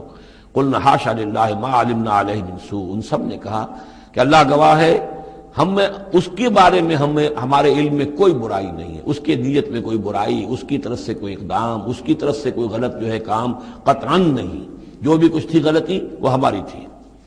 قالت امرأۃ العزیز، اب وہ اس امرأۃ العزیز نے بھی، جس کا نام زلیخا مشہور ہے، اس نے بھی کہا الآن حسس الحق، اب تو حق واضح ہو گیا، وہ جو بھی کچھ تھا اس کا پردہ چاک ہو گیا۔ انا راودتہ عن نفسہ، میں نے ہی اصل میں اس کو پھسلانا چاہا تھا، میں نے ہی اسے گناہ پر آمادہ کرنا چاہا تھا، وانہ لمن الصادقین، اور وہ بالکل سچا ہے، اس نے کوئی غلط بیانی نہیں کی ہے۔ ذالک لیعلم، یہ جملہ جو ہے اس کے بارے میں بہت سے اقوال ہے کہ یہ کس کا قول ہے۔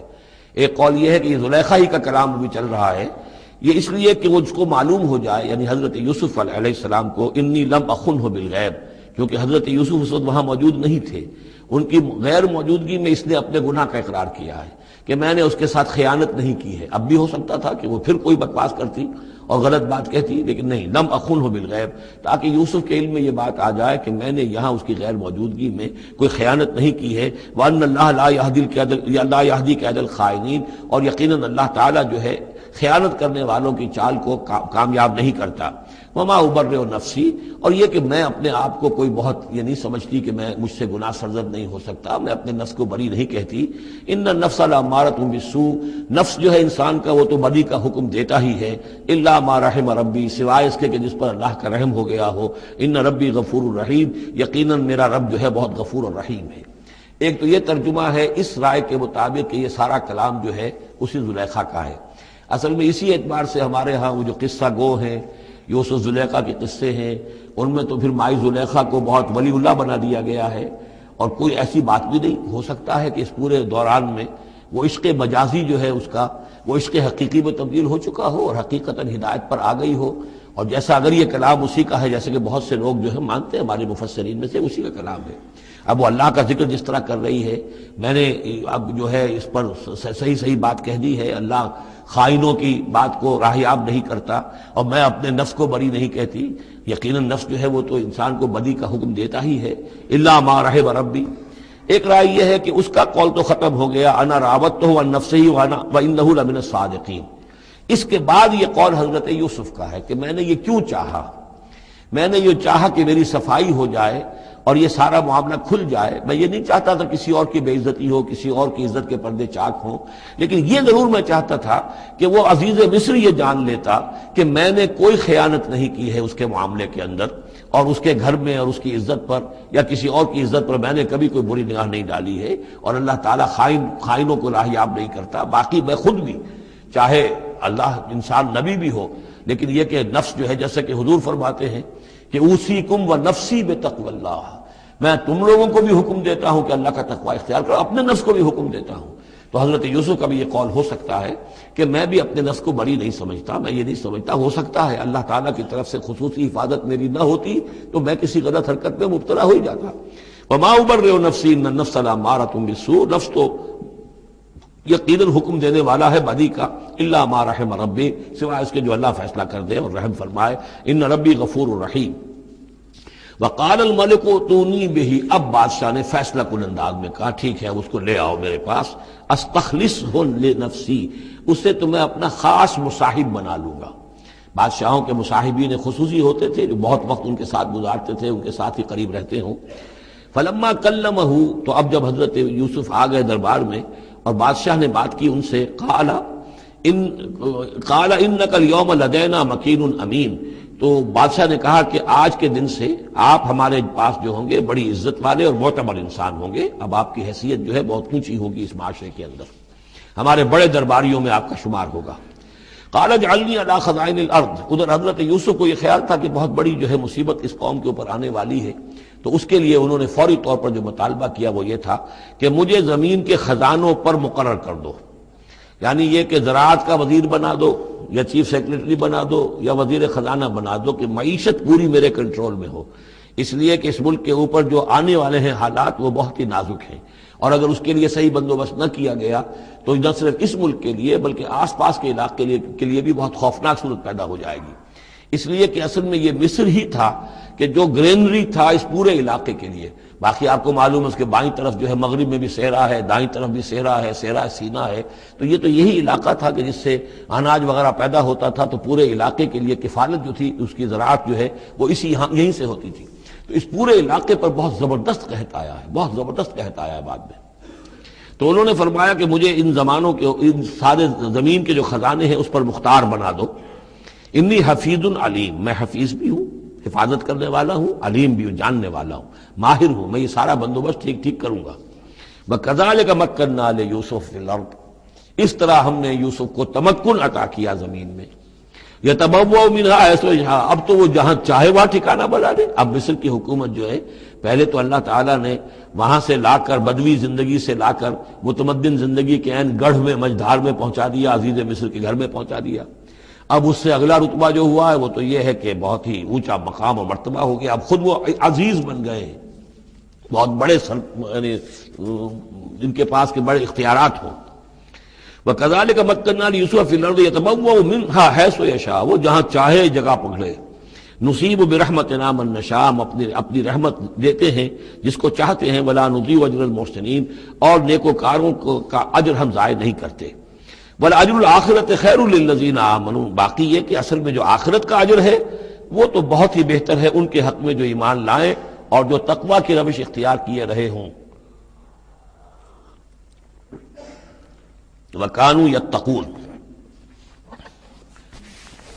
وجاء اخوت یوسف، اب پھر دیکھیے کئی سال کی بات ہے، اب 7 سال گزر گئے جس میں کہ اچھی فصل ہوئی، حضرت یوسف نے بندوبست کیا، سٹوریج کیا، بہت بڑا جو ہے انہوں نے سٹور کر لیا گندم کا یا جو بھی اس وقت کا اناج تھا۔ اب وہ دوسرے 7 سال شروع ہو چکے ہیں، قحط پڑا ہوا ہے، اب دور دراز سے لوگ آتے ہیں مصر میں غلہ لینے کے لیے، یہاں راشن مقرر کر دیا گیا ہے، ہر خاندان کو ایک اونٹ کے اوپر جتنا سامان آ سکتا ہے، جتنا آ سکتا ہے ایک بورا جو اونٹ کی پیٹھ پر لگ سکتا ہو، 1 سال کے لیے وہ راشن ہے اس کا۔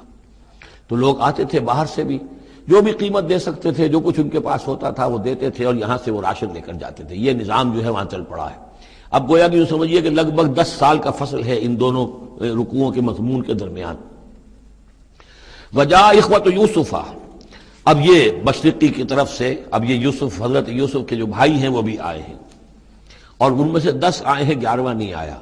11واں جو چھوٹا تھا، اب حضرت یوسف کا جو حقیقی بھائی تھا اسے حضرت یعقوب اپنے سینے سے لگائے ہوئے ہیں، اور اس کے مارے میں قتل کسی طرح کا بھی وہ رسک لینے کو تیار نہیں ہے، کہیں جانے نہیں دیتے، ہر وقت اسے اپنے پاس رکھا ہوا ہے۔ وجاء اخوۃ یوسف فدخلوا علیہ، آئے بھائی حضرت یوسف کے اور داخل ہوئے ان کے ہاں، پیش ہوئے۔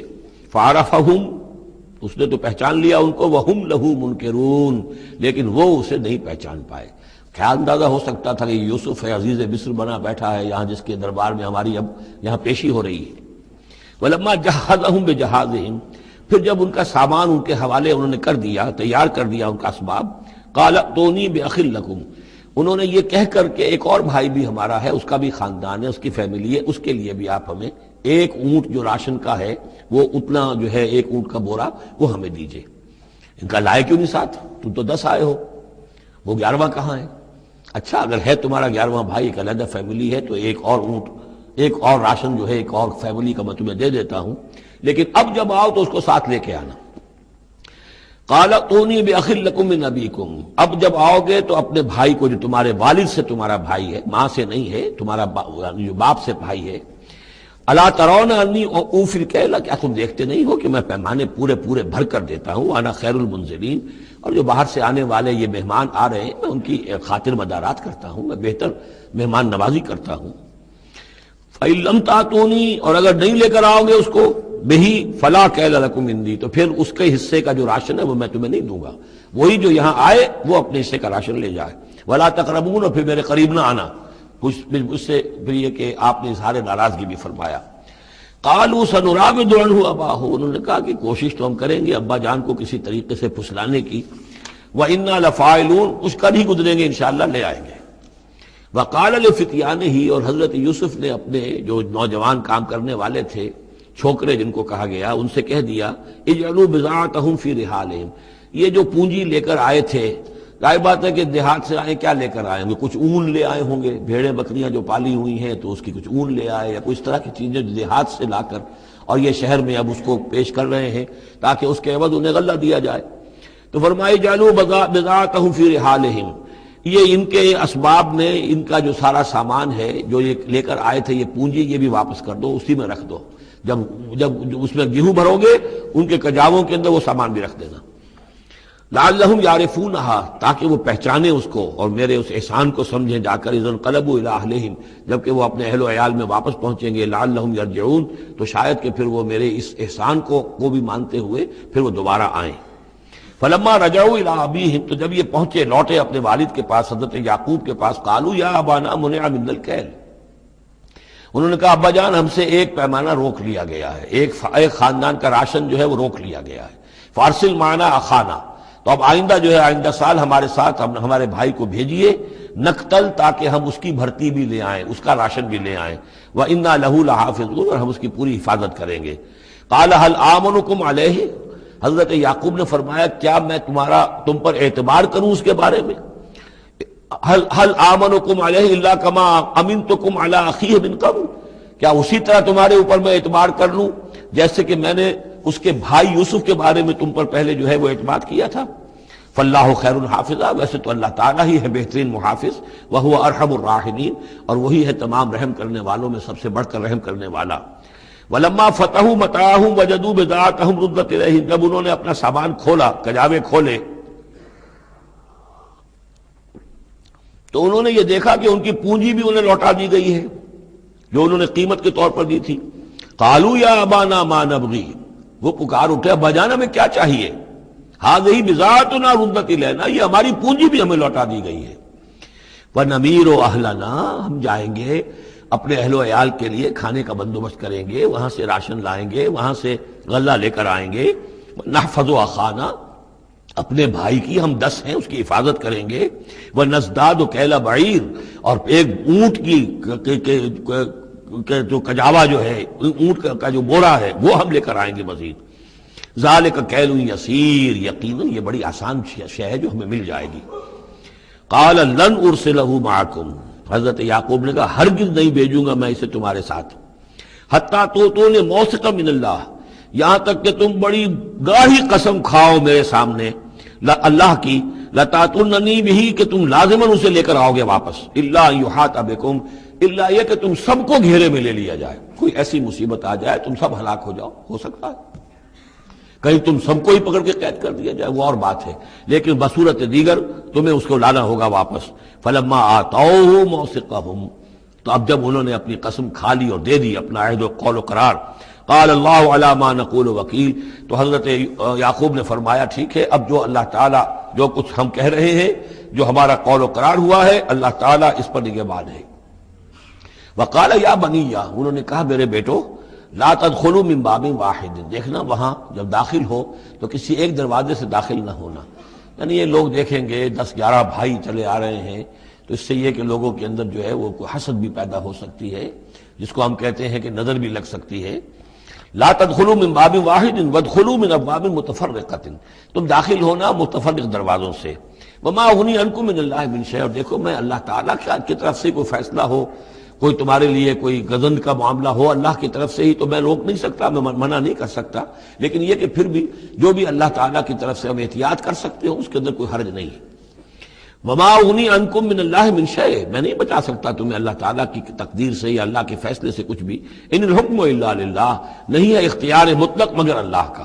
علیہ توکلت، اسی پر میں نے توکل کیا ہے، وعلیہ فلیتوکل المتوکلون، اور اسی پر تمام توکل کرنے والوں کو لازماً توکل کرنا چاہیے۔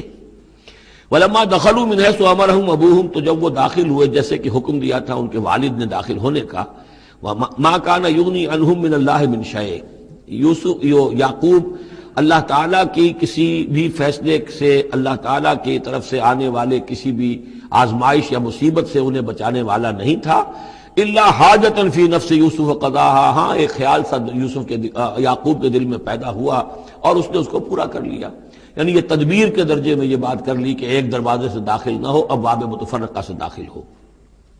وَإِنَّهُ لَذُو عِلْمٍ لِمَا عَلَّمْنَاهُ، اور یقیناً وہ صاحب علم تھا یعقوب اس چیز کے اعتبار سے جو علم ہم نے اسے دیا تھا، وَلَكِنَّ أَكْثَرَ النَّاسِ لَا يَعْلَمُونَ، لیکن اکثر لوگ جانتے نہیں ہیں۔ وَلَمَّا دَخَلُوا عَلَى يُوسُفَ، اب وہ حضرت یوسف کے ہاں پھر پیش ہو رہے ہیں۔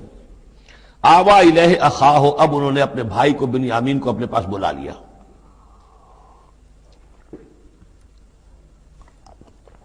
قال انی انا اخوک، اور خفیہ طور پر اس کو بتا بھی دیا، اپنی آئیڈینٹی ریویل کر دی، میں تمہارا بھائی ہوں، یوسف ہوں۔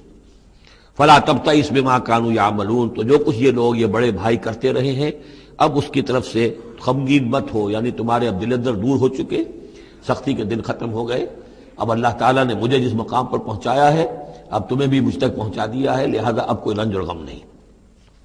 فلما جہزہم بجہازہم، پھر اب دوبارہ جب ان کا سامان تیار کر دیا، بورے بھرے گئے، غلہ جو ہے بھر دیا گیا، جعل السقایۃ فی رحل اخیہ، تو حضرت یوسف علیہ السلام نے ایک پیالہ جو تھا، وہ یوں سمجھیے جام تھا سونے کا بنا ہوا جس میں کہ بادشاہ شراب پیتا تھا، جعل السقایۃ فی رحل اخیہ، تو پینے کا وہ پیالہ جو ہے وہ اپنے بھائی بنیامین کے بورے میں رکھ دیا۔ ثم اذن مؤذن، پھر ایک پکارنے والے نے پکار لگائی، ایتھا العیر، اے قافلے والو، انکم لسارقون، اب وہ چل پڑے ہیں، قافلہ چل پڑا، پیچھے سے آواز دے رہا ہے تم لوگ تو چور ہو۔ قالوا واقبلوا علیہم، انہوں نے کہا، پیچھے مڑ کر انہوں نے اس کی طرف رخ کیا ان لوگوں نے، ماذا تفقدون، تمہاری کیا چیز گم ہو گئی ہے؟ قالوا نفقد سؤال ملک، ہمیں نہیں مل رہا وہ بادشاہ کا جام، بادشاہ کا پیالہ، وَلِمَنْ جَاءَ بِهِ حِمْلُ بَعِيرٍ، اور جو بھی لے آئے گا اسے، اس کو ایک اونٹ کا کی جو ہے بوجھ، اتنا ایک اناج پھر اور دے دیا جائے گا، وَأَنَا بِهِ زَعِيمٌ، اور اس کا میں ذمہ دار ہوں۔ قَالُوا تَاللَّهِ لَقَدْ عَلِمْتُمْ، اب انہوں نے کہا اب سچ بول رہے ہیں، اور اس میں ان میں جو لجاجت ہے، اس وقت اگر کچھ اور بات تھی اب کچھ اور بات ہے۔ قالوا تاللہ لقد علمتم ما جئنا لنفسد فی الارض، ان کا اللہ کی قسم آپ لوگ خوب جانتے ہیں اچھی طرح سے کہ ہم زمین میں فساد مچانے نہیں آئے ہیں، یہاں پر ہم تو یہاں غلہ لینے آئے ہیں، مصیبت کے مارے ہیں، ہم یہاں آ کر چوری کریں گے؟ تاللہ لقد علمتم ما جئنا لنفسد فی الارض وما كنا سارقین، ہم ہرگز چور نہیں ہیں۔ قالوا فما جزاؤہ ان کنتم کاذبین، تو انہوں نے کہا جو وہاں کے جو بھی ان کے ملازمین ہوں گے کہ اچھا اگر تم لوگ جھوٹے ہو تو پھر جس کے پاس سے وہ برآمد ہو گیا اس کی کیا سزا ہوگی، کیا اس کو بدلہ دینا چاہیے؟ قالوا جزاؤہ من وجد فی رحلہ فہو جزاؤہ، ان کا ٹھیک ہے اگر تو ہمارے کسی سامان میں سے وہ نکل آئے تو جس کے سامان میں سے نکلے گا وہی اس کی جزا ہے، اس کو اپنے پاس رکھ لینا اور وہ جو ہے ہماری طرف سے گویا کہ تاوان ہو جائے گا جو اب ادا کر دیں گے۔ قالوا جزاؤہ من وجد فی رحلہ فہو جزاؤہ، وہی بدلہ ہوگا، اس کو تم رکھ لینا، وہ تمہارا غلام بن جائے گا۔ کذالک نجزی الظالمین، ہم تو اسی طریقے سے ظالموں کو بدلہ دیا کرتے ہیں، یہی ہمارے ہاں رواج ہے۔ حضرت یوسف کے بھائی کہہ رہے ہیں فبدا لهم بأوعیتهم قبل وعاء اخیہ، تو حضرت یوسف نے شروع کی تلاشی لینی تو اپنے بھائی کے اس بورے سے پہلے ان کے بوروں کی تلاشی لی، ثم استخرجها من وعاء اخیہ، پھر نکال لیا اپنے بھائی بنیامین کے بورے میں سے۔ کذالک کدنا لیوسف، اب یہاں چونکہ ذرا سا اشکال ہوتا ہے کہ ایک طرح کا دھوکہ ہو رہا ہے یہ، تو اس میں ذرا ایک یعنی شان نبوت جو ہے حضرت یوسف علیہ السلام کا مقام اور مرتبہ، اور آپ نے اس طرح کی تدبیر اختیار کی ہے تو اللہ تعالیٰ نے اس کی ذمہ داری خود لی ہے۔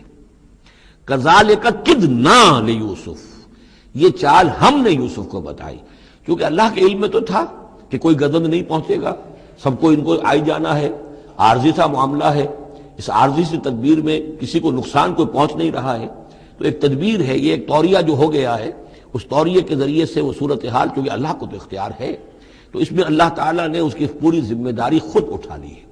کذالک کدنا لیوسف، اس طرح ہم نے یہ چال اور یہ تدبیر بنا دی یوسف کے لیے۔ ما کان لیاخذ اخاہ فی دین الملک، ان کے لیے یہ ممکن نہیں تھا کہ اپنے بھائی کو روک سکتے اپنے پاس بادشاہ کے دین کے اعتبار سے، یعنی اس وقت ملک میں جو بادشاہ کا دین تھا، دین سے مراد نظام ہے، یہ نوٹ کیجئے، یہ جگہ بہت اہم ہے قرآن کی۔ دین کسے کہتے ہیں؟ نظام کو۔ بادشاہی نظام ہے تو وہ دین الملک، بادشاہ کا نظام ہے۔ بادشاہ جو ہے ساورن ہے، اس کا حکم جو ہے وہ قانون ہے، وہ جو چاہے حکم دے، اس کا معاملہ جو ہے وہ سارا اختیار مطلق اس کا ہے، پورا نظام سلطنت و مملکت اس کے تابع، یہ دین الملک۔ اور دین اللہ کیا ہے؟ اللہ کی ساورنٹی مان کر پورا نظام زندگی اس کے تابع کر دیا جائے، یہ دین اللہ ہے۔ اذا جاء نصر اللہ والفتح ورأیت الناس يدخلون فی دین اللہ افواجا، تو دین الملک اور دین اللہ۔ اور آج کا دین کون سا ہے؟ دین الجمہور، پاپولر ساورنٹی، حاکمیت عوام کی، وہ اپنے نمائندوں سے جو چاہیں قانون سازی کریں، جس چیز کو چاہیں جائز قرار دے دیں، جس چیز کو چاہیں ناجائز قرار دے دیں۔ یہ دین الجمہور ہے جو کفر ہے، شرک ہے۔ دین اللہ ہے اسلام، کہ اللہ کی ساورنٹی، حاکمیت اس کی، مسلمانوں کی خلافت، قانون جو ہے اللہ کا۔ البتہ جہاں اللہ کی طرف سے کوئی واضح حکم نہیں ہے وہاں مسلمان باہمی مشورے سے مباحات میں سے کسی شے کو اختیار کرنے میں چاہے میجورٹی ووٹ کے ذریعے سے فیصلہ کر لے، کوئی حرج نہیں، یہ دین اللہ ہوگا۔ تو ظاہر بات ہے کہ مصر جو سو نظام تھا، بادشاہ کا نظام تھا، اس کا قانون تھا، اور حضرت یوسف جو بادشاہ نہیں تھے، اس قانون کو وہ بدل نہیں سکتے تھے۔ وہ جو بھی اختیار تھا ان کا اپنے خاص شعبے سے متعلق تھا، وہ زراعت کا شعبہ تھا یا خوراک کا شعبہ تھا، اس میں تو مختار مطلق تھے، لیکن یہ کہ وہاں کا قانون اور دستور جو تھا اس میں دخل اندازی نہیں کر سکتے تھے، یہ باہر کے لوگوں کو وہاں روکنا ان کے لیے ممکن نہیں تھا۔ کذالک کدنا لیوسف ما کان لیاخذ اخاہ فی دین الملک، ان کے لیے ممکن نہیں تھا کہ اپنے بھائی کو بادشاہ کے قانون اور نظام کے تحت اپنے پاس روک سکتے، الا ان یشاء اللہ، سوائے اس کے جو اللہ چاہے۔ اللہ نے یہ تدبیر اختیار کی اور اس طریقے سے بنیامین خود ان کے بھائیوں کے منہ سے یہ لفظ نکل گیا، اور ظاہر بات ہے یہ بھی اللہ تعالیٰ کے انگلیوں کے مابین ہے تمام انسانوں کے دل، جسے چاہتا ہے پھیر دیتا ہے کہ ٹھیک ہے جس کے کجاوے میں سے اور جس کے بورے میں سے نکل آئے وہ پیالہ، بس اسی کو رکھ لینا تم۔ لہذا ان کے کہنے کے مطابق اب بنیامین حضرت یوسف کے پاس رہ گئے۔ نرفع درجات من نشاء، ہم درجے بلند کرتے ہیں جن کے چاہتے ہیں، وفوق کل ذی علم علیم، اور ہر صاحب علم کے اوپر کوئی اور صاحب علم بھی ہے، یعنی علماء کے بھی درجات ہیں اور ایک سے ایک بڑھ کر علم رکھنے والے ہیں، اور پھر سب سے بڑا عالم وہ اللہ خود ہے۔ قالوا ان یسرق فقد سرق اخ له من قبل، اب ان کی دیکھیے وہ ابھی تک ان کی طبیعت کے اندر وہ ہلکا پن جو ہے، زیادہ سخت لفظ میری زبان پر آ رہا تھا، ہلکا پن باقی ہے۔ انہوں نے کہا اچھا اس نے چوری کی ہے تو اس کا ایک بھائی اور بھی تھا، یعنی یوسف، اس نے بھی چوری کی تھی۔ یہ ایسے ہی ہیں، یہ دونوں بھائی جو ہیں یہ اسی قسم کے ہیں۔ ان یسرق فقط سرق اخ له من قبل، اس کا ایک بھائی اور بھی تھا، اس نے بھی چوری کی تھی۔ فاصرها یوسف فی نفسہ، تو اسے چھپائے رکھا یوسف نے اپنے جی میں، فوراً اس کے اوپر ریٹارٹ نہیں کیا۔ ولم یبدھا لهم، اور اس کو ظاہر نہیں کیا ان پر، اپنے دل میں انہوں نے کہا قال انتم شر مکانا، تم ہو بدترین لوگ، یہ تم جو ہے اس پر ہی چوری کا الزام تو خیر لگی گیا، وہ تو اللہ کی تدبیر سے میں نے خود لگوایا ہے، لیکن مجھ پر بھی لگا رہے ہو کہ اس کے بھائی نے بھی چوری کی تھی، تم لوگ بدتر ہو درجے میں۔ واللہ عالم بما تصفون، اور جو کچھ تم بیان کر رہے ہو اللہ اس کی حقیقت سے خوب واقف ہے۔ قالوا یا ایھا العزیز، اب وہ گڑ گڑانے پر آ گئے، کیا کریں اب؟ ابا جان سے حضرت یعقوب علیہ السلام سے تو پختہ وعدہ کر کے آئے تھے، قسمیں کھا کے آئے تھے۔ قالوا یا ایھا العزیز ان له ابا شیخا کبیرا، اے مختار مطلق، اے ان معاملات کے اندر اختیار رکھنے والے، اے عزیز، ان له ابا شیخا کبیرا، اس کا بنیامین کا باپ جو ہے بہت بوڑھا ہے، ضعیف ہے۔ فخذ احدنا مکانہ، ہم میں سے کسی کو اس کی جگہ پر روک لے، بدل دے، اس کو جانے دے اور ہم میں سے کسی کو رکھ لے۔ انا نراک من المحسنین، ہم دیکھتے ہیں کہ تم تو بڑے ہی نیک انسان ہو۔ قال معاذ اللہ، حضرت یوسف نے فرمایا اللہ کی پناہ، ان ناخذ الا من وجدنا متاعنا عنده، اس کی اللہ سے پناہ اس کی کہ ہم پکڑیں اس کو کہ سوائے اس کے کسی اور کو جس کے پاس کہ اس کا ہمارا مال برآمد ہوا ہے۔ انا اذا لظالمون، اس صورت میں تو ہم ظالم ہوں گے۔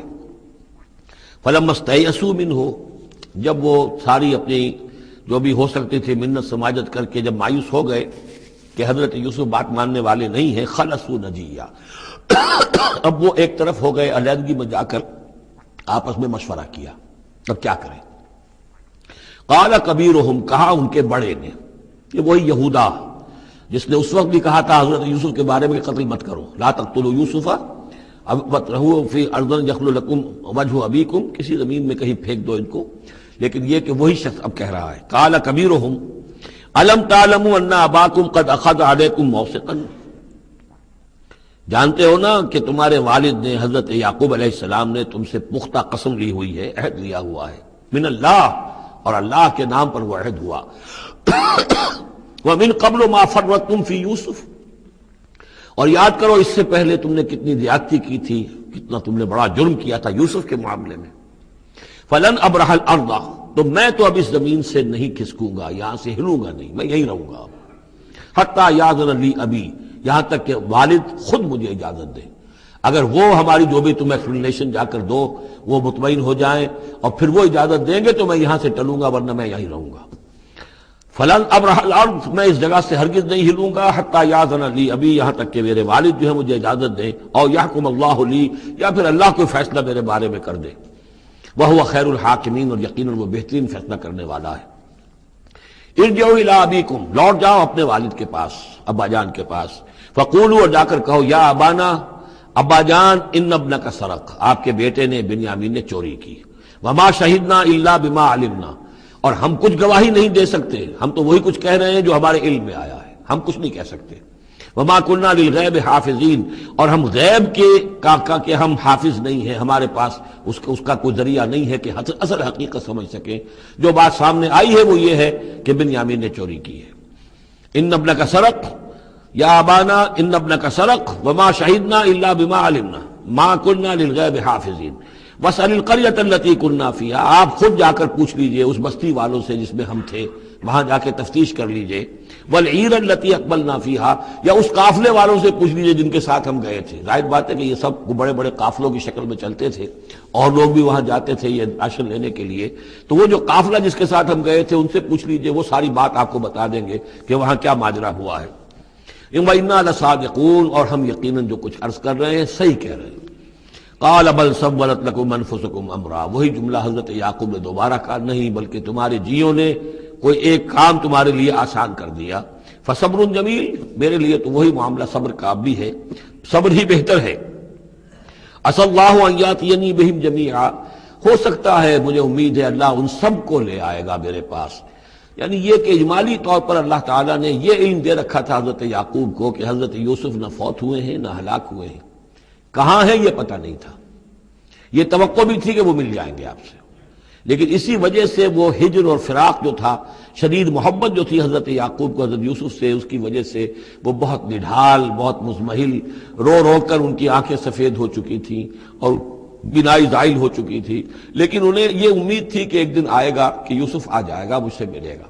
یہ بات بڑی سمجھ لینے کی ہے، کسی کا بچہ فوت ہو جائے، اپنے ہاتھ سے جا کے قبر میں اتار آئے تو کچھ دنوں کے بعد اسے ٹھنڈ ہو جاتی ہے، لیکن کسی کا بچہ گم ہو جائے، وہ جو بیتتی ہے پھر والدین کے اوپر، نہ یہ معلوم ہے کہ فوت ہو گیا، نہ معلوم کہاں ہے، کس حال میں ہے۔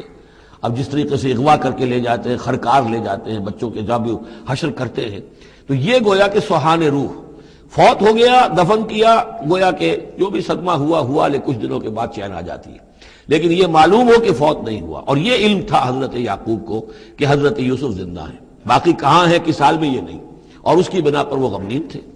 لیکن اب یہ ہوا کہ ایک یک نہ شد دو شد بلکہ سہ شد، پہلے یہاں تو تین کا معاملہ ہو گیا، حضرت یوسف گئے تھے، پھر بنیامین وہاں رک گئے اپنے اس معاملے کی وجہ سے، اور سب سے بڑا بیٹا بھی وہیں ٹک گیا کہ میں تو یہاں سے نہیں ہلوں گا جب تک کہ ابا جان معافی نہ دیں اور وہ اجازت نہ دیں۔ عسى الله ان ياتيني بهم جميعا، امید ہے کہ اللہ تعالیٰ ان سب کو میرے پاس لے آئے گا، انه هو العلیم الحکیم، یقیناً وہ سب کچھ جاننے والا اور حکمت والا ہے۔ وتولى عنهم، اور یہ گفتگو کرنے کے ساتھ ہی حضرت یعقوب نے اپنا رخ موڑا، وقال یا اسفا علی یوسف، اور پھر انہوں نے دہائی دے کر ہائے افسوس یوسف، اور رونا شروع کر دیا۔ وابيضت عیناہ من الحزن، اور ان کی آنکھیں جو ہیں اس صدمے کی وجہ سے سفید ہو گئی تھیں، کیٹریکٹ ہوا ہوگا یا اور کچھ آ گیا ہو، سفیدی آ گئی ہو، کارنیا پر آئی ہو، اللہ عالم۔ اب یہ ہے کہ جو بھی اسپیشلسٹ ہیں آئیز کے، انہیں سوچنا چاہیے کہ صدمے کا اثر جو ہے آنکھوں پر اگر ہو تو کس نوعیت سے آیا، اس کا جو لینز متاثر ہوتا ہے یا کارنیا متاثر ہوتا ہے۔ وَابْيَضَّتْ عَيْنَاهُ مِنَ الْحُزْنِ فَهُوَ كَظِيمٌ، وہ جو اندر ہی اندر اپنے رنج کو گھونٹ رہے تھے، پی رہے تھے اندر ہی اندر، اس کا یہ اثر ہوا کہ ان کی آنکھیں جو ہے وہ سفید ہو گئی تھی۔ قالوا تاللہ تفتح تذکر یوسف، انہوں نے کہا ابا جان خدا کی قسم آپ تو یاد ہی کرتے رہیں گے یوسف کو، آپ اس کا خیال دل سے نکلنے نہیں دیں گے، حتی یتکون حربا، یہاں تک کہ آپ یا تو گھل جائیں گے اسی صدمے میں، اور تکون من الحالکین، یا فوت ہو جائیں گے۔ قال انما اشکو بثی وحزنی الی اللہ، حضرت یعقوب نے فرمایا میں اپنا اضطراب اور اپنا غم اور اپنا رنج اپنے رب کے سامنے ظاہر کر رہا ہوں، میں نے تم سے تو کچھ نہیں کہا، میں نے تمہیں کوئی لان تان نہیں کی، تم پر کوئی باس پرس نہیں کی، میں تم سے کیا کہہ رہا ہوں، انما اشکو بثی وحزنی الی اللہ، اللہ کے ساتھ بات کر رہا ہوں۔ یہی الفاظ ہیں جو حضور نے طائف میں کہے تھے، اللہم الیک اشکو ضعف قوتی وقلت حیلتی وہوانی علی الناس، اے اللہ تیری ہی جناب میں فریاد لے کر آیا ہوں، شکوہ لے کر آیا ہوں، شکایت لے کر آیا ہوں اپنے مسائل کی کمی کا، اپنی قوت کی کمی کا، اور جو لوگوں کے سامنے توہین ہو رہی ہے اس کا کہاں جاؤں، کس کے پاس جاؤں، الی من تکلنی، مجھے کس کے حوالے کر دیا ہے۔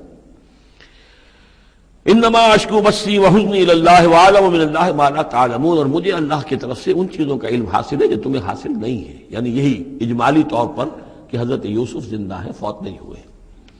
یا بنی اذهبوا، اے میرے بیٹو جاؤ، فتحسسوا من یوسف واخیہ، جاؤ تلاش کرو یوسف کو بھی اس کے بھائی کو بھی، ولا تیأسوا من روح اللہ، اور اللہ کی رحمت سے اور اللہ کے فضل سے مایوس نہ ہو، انہ لا ییأس من الا القوم الکافرون، یقیناً اللہ تعالیٰ کی عنایتوں سے مایوس تو وہی ہوتے ہیں کہ جو کافر ہوتے ہیں، جو صاحب ایمان ہے وہ اللہ تعالیٰ کی رحمت سے کبھی مایوس نہیں ہوتا۔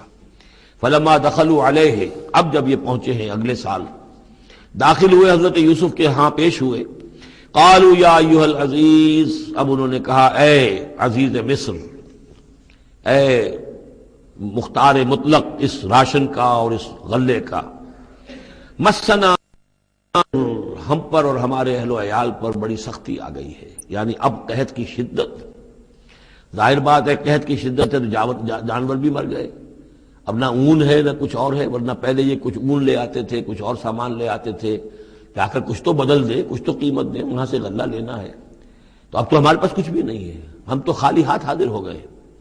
یا ایھا العزیز مسنا واہلنا الضر وجئنا ببضاعۃ مزجاۃ، اب جو ہم لے کر آئے ہیں پونجی بہت ہی ناقص ہے، بہت کم ہے، وہ اس غلے کی قیمت نہیں بن سکتی. فَأَوْفِ لَنَا الْكَيْلَ، لیکن اس کے باوجود ہمارے لیے پیمانے پورے بھرتی کر کے دیجئے، پوری طریقے سے ہمیں راشن دیجئے. وَتَصَدَّقْ عَلَيْنَا، اب تو خیرات کیجئے ہم پر، ہم خیرات کے مستحق ہو چکے ہیں، ہم صدقے کے مستحق ہو چکے ہیں. ان اللہ یجزی المتصدقین، یقیناً اللہ تعالیٰ صدقہ دینے والوں کو پسند کرتا ہے اور ان کو جزا دے گا. اب یہاں جو ہے یہ آخری بات ہو گئی کہ حضرت یوسف علیہ السلام بھی اپنے بھائیوں کو اس خستہ حالی میں دیکھ کر پھر مزید جو ہے ضبط نہیں کر سکے اور انہوں نے اپنی آئیڈینٹی ڈسکلوز کی. قال هل علمتم ما فعلتم بيوسف واخيه، اب حضرت یوسف پوچھتے تمہیں یاد ہے کچھ تم نے کیا کیا تھا یوسف اور اس کے بھائی کے ساتھ؟ یہ وہی جو اللہ تعالیٰ نے فرمایا تھا کہ جب جمع ہوئے تھے تو ہم نے وہی کر دی تھی. وَأَوْحَيْنَا إِلَيْهِ لَتُنَبِّئَنَّهُم بِأَمْرِهِمْ هَٰذَا وَهُمْ لَا يَشْعُرُونَ، ایک وقت آئے گا اے یوسف کہ تم یہ ساری بات جتلاؤ کو اور انہیں گمان بھی نہیں ہوگا. هل علمتم ما فعلتم بيوسف واخيه قال انت یوسف، اب وہ انہوں نے غور سے دیکھا ہوگا کیا یہ آپ یوسف ہیں؟ قال انا یوسف وهذا اخی، حضرت یوسف نے فرمایا ہاں میں یوسف ہوں اور یہ میرا بھائی بنیامین ہے. قد من اللہ علینا، اللہ نے ہم پر بڑا احسان فرمایا ہے. انہ من یتق ویصبر فإن اللہ لا یضیع اجر المحسنین، یقیناً جو شخص تقوی کی روش اختیار کرتا ہے اور صبر کرتا ہے تو اللہ ایسے نیکوکاروں کے اجر ضائع نہیں کرتا.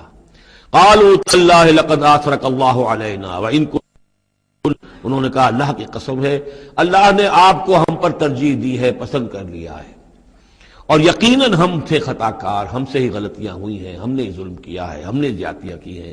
قال لا تثریب علیکم اليوم، حضرت اب یوسف علیہ السلام کی وہ جو شخصیت کی بلندی ہے، ترفع ہے، وہ ظاہر ہو رہی ہے. نہیں، آج میں تم پر کوئی ملامت نہیں کرنا چاہتا، ہو گیا جو ہونا تھا. قال لا تثریب علیکم اليوم یغفر اللہ لکم، اللہ تمہیں معاف کرے. وہو ارحم الراحمین، اور وہ بہترین رحم کرنے والا، تمام رحم کرنے والوں سے بڑھ کر رحم کرنے والا ہے. اذهبوا بقمیصی ھذا، یہ میرا کرتا لے جاؤ، فالقوہ علی وجہ ابی، تو میرے والد کے چہرے پر اس کو ڈال دو، یات بصیرہ، ان کی بصارت لوٹ آئے گی. واتونی باہلکم اجمعین، اور تم اپنے سارے خاندان کو، قبیلے کو لے کر آ جاؤ. ولما فصلت العیر، اب یہاں سے مصر سے چلا ہے قافلہ جس میں کہ حضرت یوسف کا وہ پیرہن بھی ہے، وہ کرتا بھی ہے. قال ابوہم، اب وہاں کنعان کے اندر بیٹھے ہوئے حضرت یعقوب فرما رہے ہیں انی لاجد ریح یوسف، مجھے تو یوسف کی خوشبو آ رہی ہے، آج تک تو آئی نہیں، اب آ گئی. مطلب یہ کہ یہ اللہ تعالیٰ کی طرف سے ہوتا ہے، یہ کسی کے ذاتی اوصاف نہیں ہے.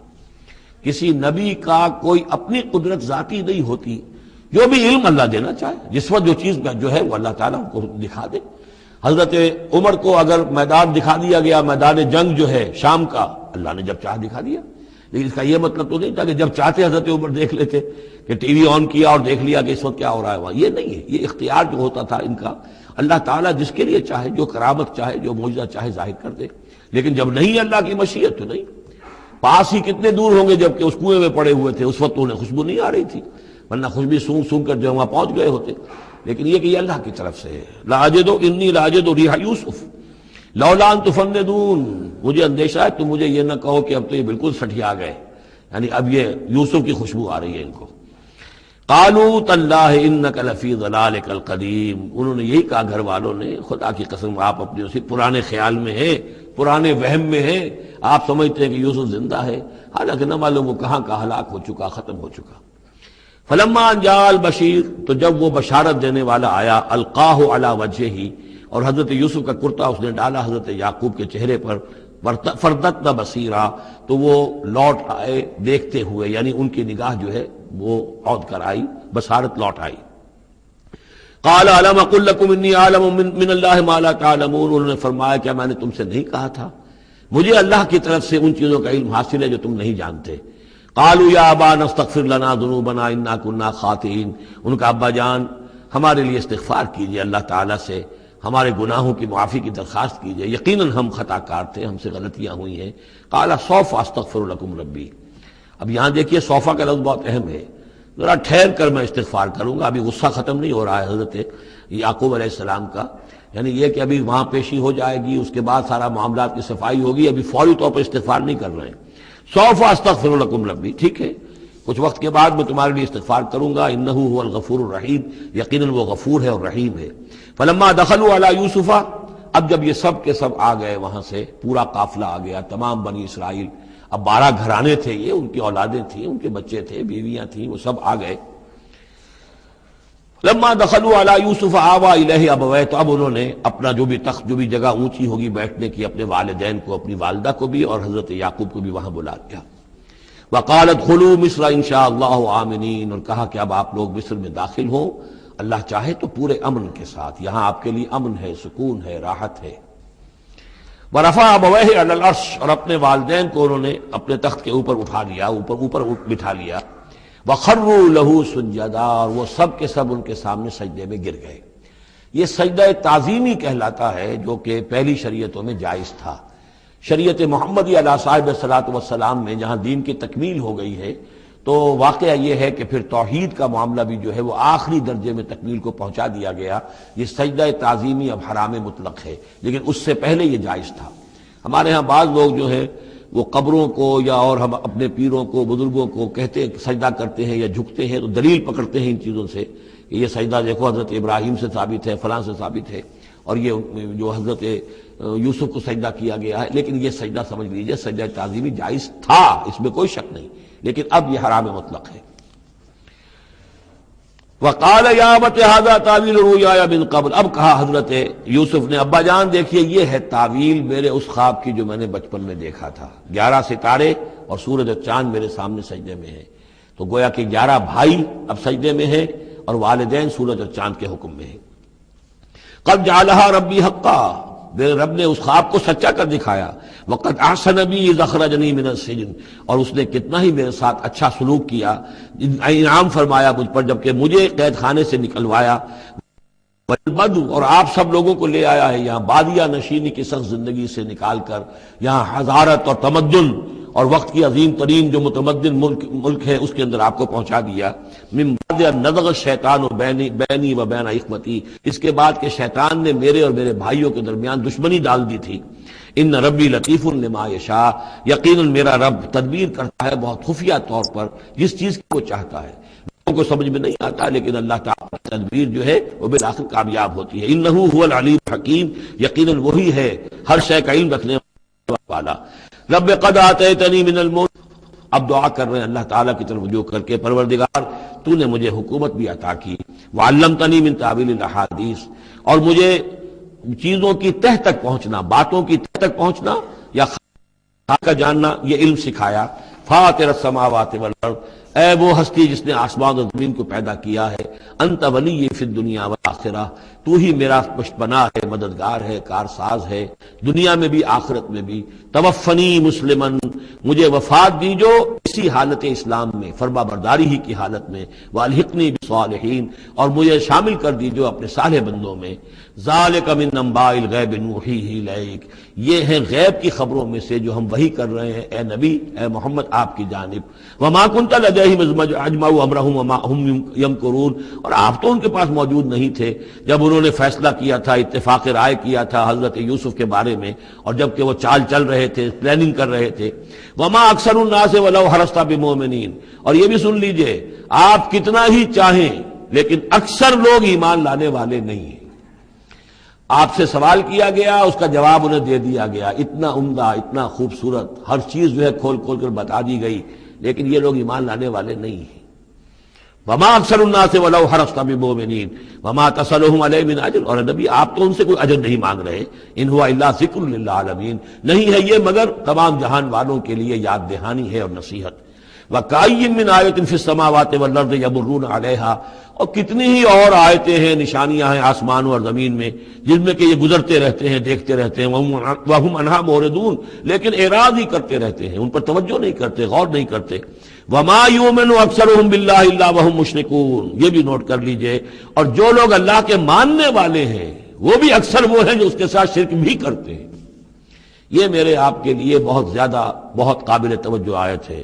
وما یؤمن اکثرهم باللہ، ان میں کی اکثریت اللہ پر ایمان نہیں رکھتی، الا وهم مشرکون، مگر کسی نہ کسی نوع کا شرک بھی کرتی ہے۔ یہ اصل میں اس دور میں پھر بڑی ضرورت ہے، پھر توجہ دلا رہا ہوں، شرک کی حقیقت کیا ہے، اس کی قسمیں کیا ہیں، اس کی صورتیں کیا ہیں، زمانہ ماضی میں شرک جو ہے کس کس شکل میں تھا، ماضی قریب میں اور اس کی کون سی شکلیں بھی ایجاد ہوئیں، آج کے دور میں سب سے بڑا شرک کون سا ہے، کون کون سے بڑے شرک ہیں جن میں ہم ملوث ہیں۔ تو یہ مضمون جو ہے قرآن مجید میں آپ دیکھ رہے ہیں کہ شرک یعنی بدترین گناہ وہ کہ جس کے جرم کے بارے میں اللہ نے فرما دیا 2 مرتبہ سورہ نساء میں کہ اس کی معافی کا کوئی امکان نہیں۔ توبہ ہے، ہاں توبہ کر لو معافی ہو جائے گی، باقی اس سے کم تر ہر گناہ کے بارے میں امید کم سے کم دلا دی ہے کہ اللہ تمہاری بغیر توبہ کے بھی چاہے گا تو معاف کر دے گا، لیکن یہ معاف نہیں ہوگا۔ ان اللہ لا یغفر ان یشرک بہ ویغفر ما دون ذلک لمن یشاء۔ اس اعتبار سے پھر میں آپ کو یاد دلا رہا ہوں کہ اس موضوع پر میرے جو 6 گھنٹے کے کیسٹس ہیں، 6 گھنٹے کی تقریریں ہیں، شرک فی الذات کیا ہے، شرک فی الصفات کیا ہے، شرک فی الحقوق کیا ہے، عہد حاضر کا شرک کیا ہے، نظریاتی شرک کیا ہے، سائنس میں یہ شرک کس طور سے آیا ہے، اور یہ جو قوم پرستانہ نظریہ ہے اس میں یہ شرک کس طرح آیا ہے، مادہ پرستی میں یہ شرک کیسے آیا ہے، نفس پرستی کس اعتبار سے شرک ہے، یہ دولت پرستی کس پہلو سے شرک ہے۔ تو ان چیزوں کو ابھی ضرورت ہے کہ آپ سمجھیں۔ وما يؤمن اكثرهم بالله الا وهم مشركون اللهم ربنا لا تجعلنا منهم اللهم اجعلنا من عبادك الموحدين۔ اللہ تعالی ہمیں اپنے موحد بندوں میں سے بنائے۔ وكأي من آية في السماوات والأرض يمرون عليها وهم عنها معرضون۔ اور کتنی ہی نشانیاں ہیں آسمانوں میں اور زمین میں جن پر سے یہ گزرتے رہتے ہیں لیکن اعراض کرتے ہیں، ان کی طرف توجہ نہیں کرتے، غور نہیں کرتے، ان سے سبق حاصل نہیں کرتے۔ وما یؤمن اکثرهم باللہ الا وهم مشرکون۔ ان کی عظیم اکثریت اللہ پر ایمان نہیں رکھتی یا نہیں لاتی مگر کسی نہ کسی نوع کے شرک میں بھی ملوث رہتی ہے۔ یہ معاملہ جو مشرکین ہیں ان کے لیے تو بالکل واضح ہے، جیسا کہ میں نے بارہا بیان کیا ہے کہ ایک بڑے خدا کو تو سب مانتے تھے، ایک بڑا اللہ، اس کے ساتھ آلہہ، کیپٹل جی والا گاڈ ایک، باقی گاڈز اینڈ گاڈسز بے شمار، مہادیو ایک، باقی دیویاں دیوتا بے شمار۔ لیکن جو لوگ اپنے آپ کو موحد سمجھتے ہیں اور اپنے خیال میں وہ امکانی حد تک موحد ہوتے بھی ہیں، بسا اوقات غیر شعوری طور پر وہ بھی کسی نہ کسی نوع کے شرک میں ملوث ہو جاتے ہیں، جس کے لیے بڑی گہری بصیرت کی ضرورت ہے کہ شرک کن کن صورتوں کو اختیار کر سکتا ہے، اس کا صحیح تصور اور صحیح شعور اور ادراک انسان کو ہو جائے۔ افامنوا ان تاتیہم غاشیۃ من عذاب اللہ۔ کیا وہ نہ چنت ہیں، اس سے بے خوف ہو چکے ہیں اس سے کہ دھمکے ان پر کوئی عذاب کی طرف سے ڈھانپ لینے والی شے، کوئی آفت عذاب کی، اللہ کے عذاب کی، او تاتیہم الساعۃ بغتۃ، اور انہیں اس کا بھی کوئی ڈر نہیں رہا ہے کہ قیامت اچانک آ پہنچے، وہم لا یشعرون، اور انہیں اس کا احساس تک نہ ہو۔ قل ھذہ سبیلی ادعو الی اللہ علی بصیرۃ انا ومن اتبعنی۔ کہہ دیجئے اے نبی صلی اللہ علیہ وسلم، یہ میرا راستہ ہے اور میں اللہ کی طرف بلا رہا ہوں، لیکن یہ میرا بلانا اور اس راستے کا اختیار کرنا اندھیرے میں ٹامک ٹوئیاں مارنے کے مترادف نہیں ہے۔ علی بصیرۃ انا، میں بصیرت باطنی کے ساتھ، سوجھ بوجھ کے ساتھ، سمجھ کر، کانشسلی، شعور کے ساتھ میں اس راستے پر چل رہا ہوں اور اس راستے کی طرف بلا رہا ہوں۔ اور جہاں تک تو حضور کا معاملہ ہے وہ تو بات بالکل واضح ہے کہ پورے شعور کے ساتھ، ادراک کے ساتھ، یقین کے ساتھ، بصیرت باطنی کے ساتھ، ظاہر بات ہے کہ آپ اللہ پر ایمان بھی رکھتے تھے اور اللہ کی طرف بلا بھی رہے تھے۔ یہاں زیادہ قابل توجہ ہے وہ من اتبعنی، جو میری پیروی کر رہے ہیں، وہ بھی اندھے بہرے مقلد نہیں ہے بلکہ وہ بھی میری پیروی کر رہے ہیں، تو وہ بھی علی بصیرت، سمجھ کر، شعور کے ساتھ۔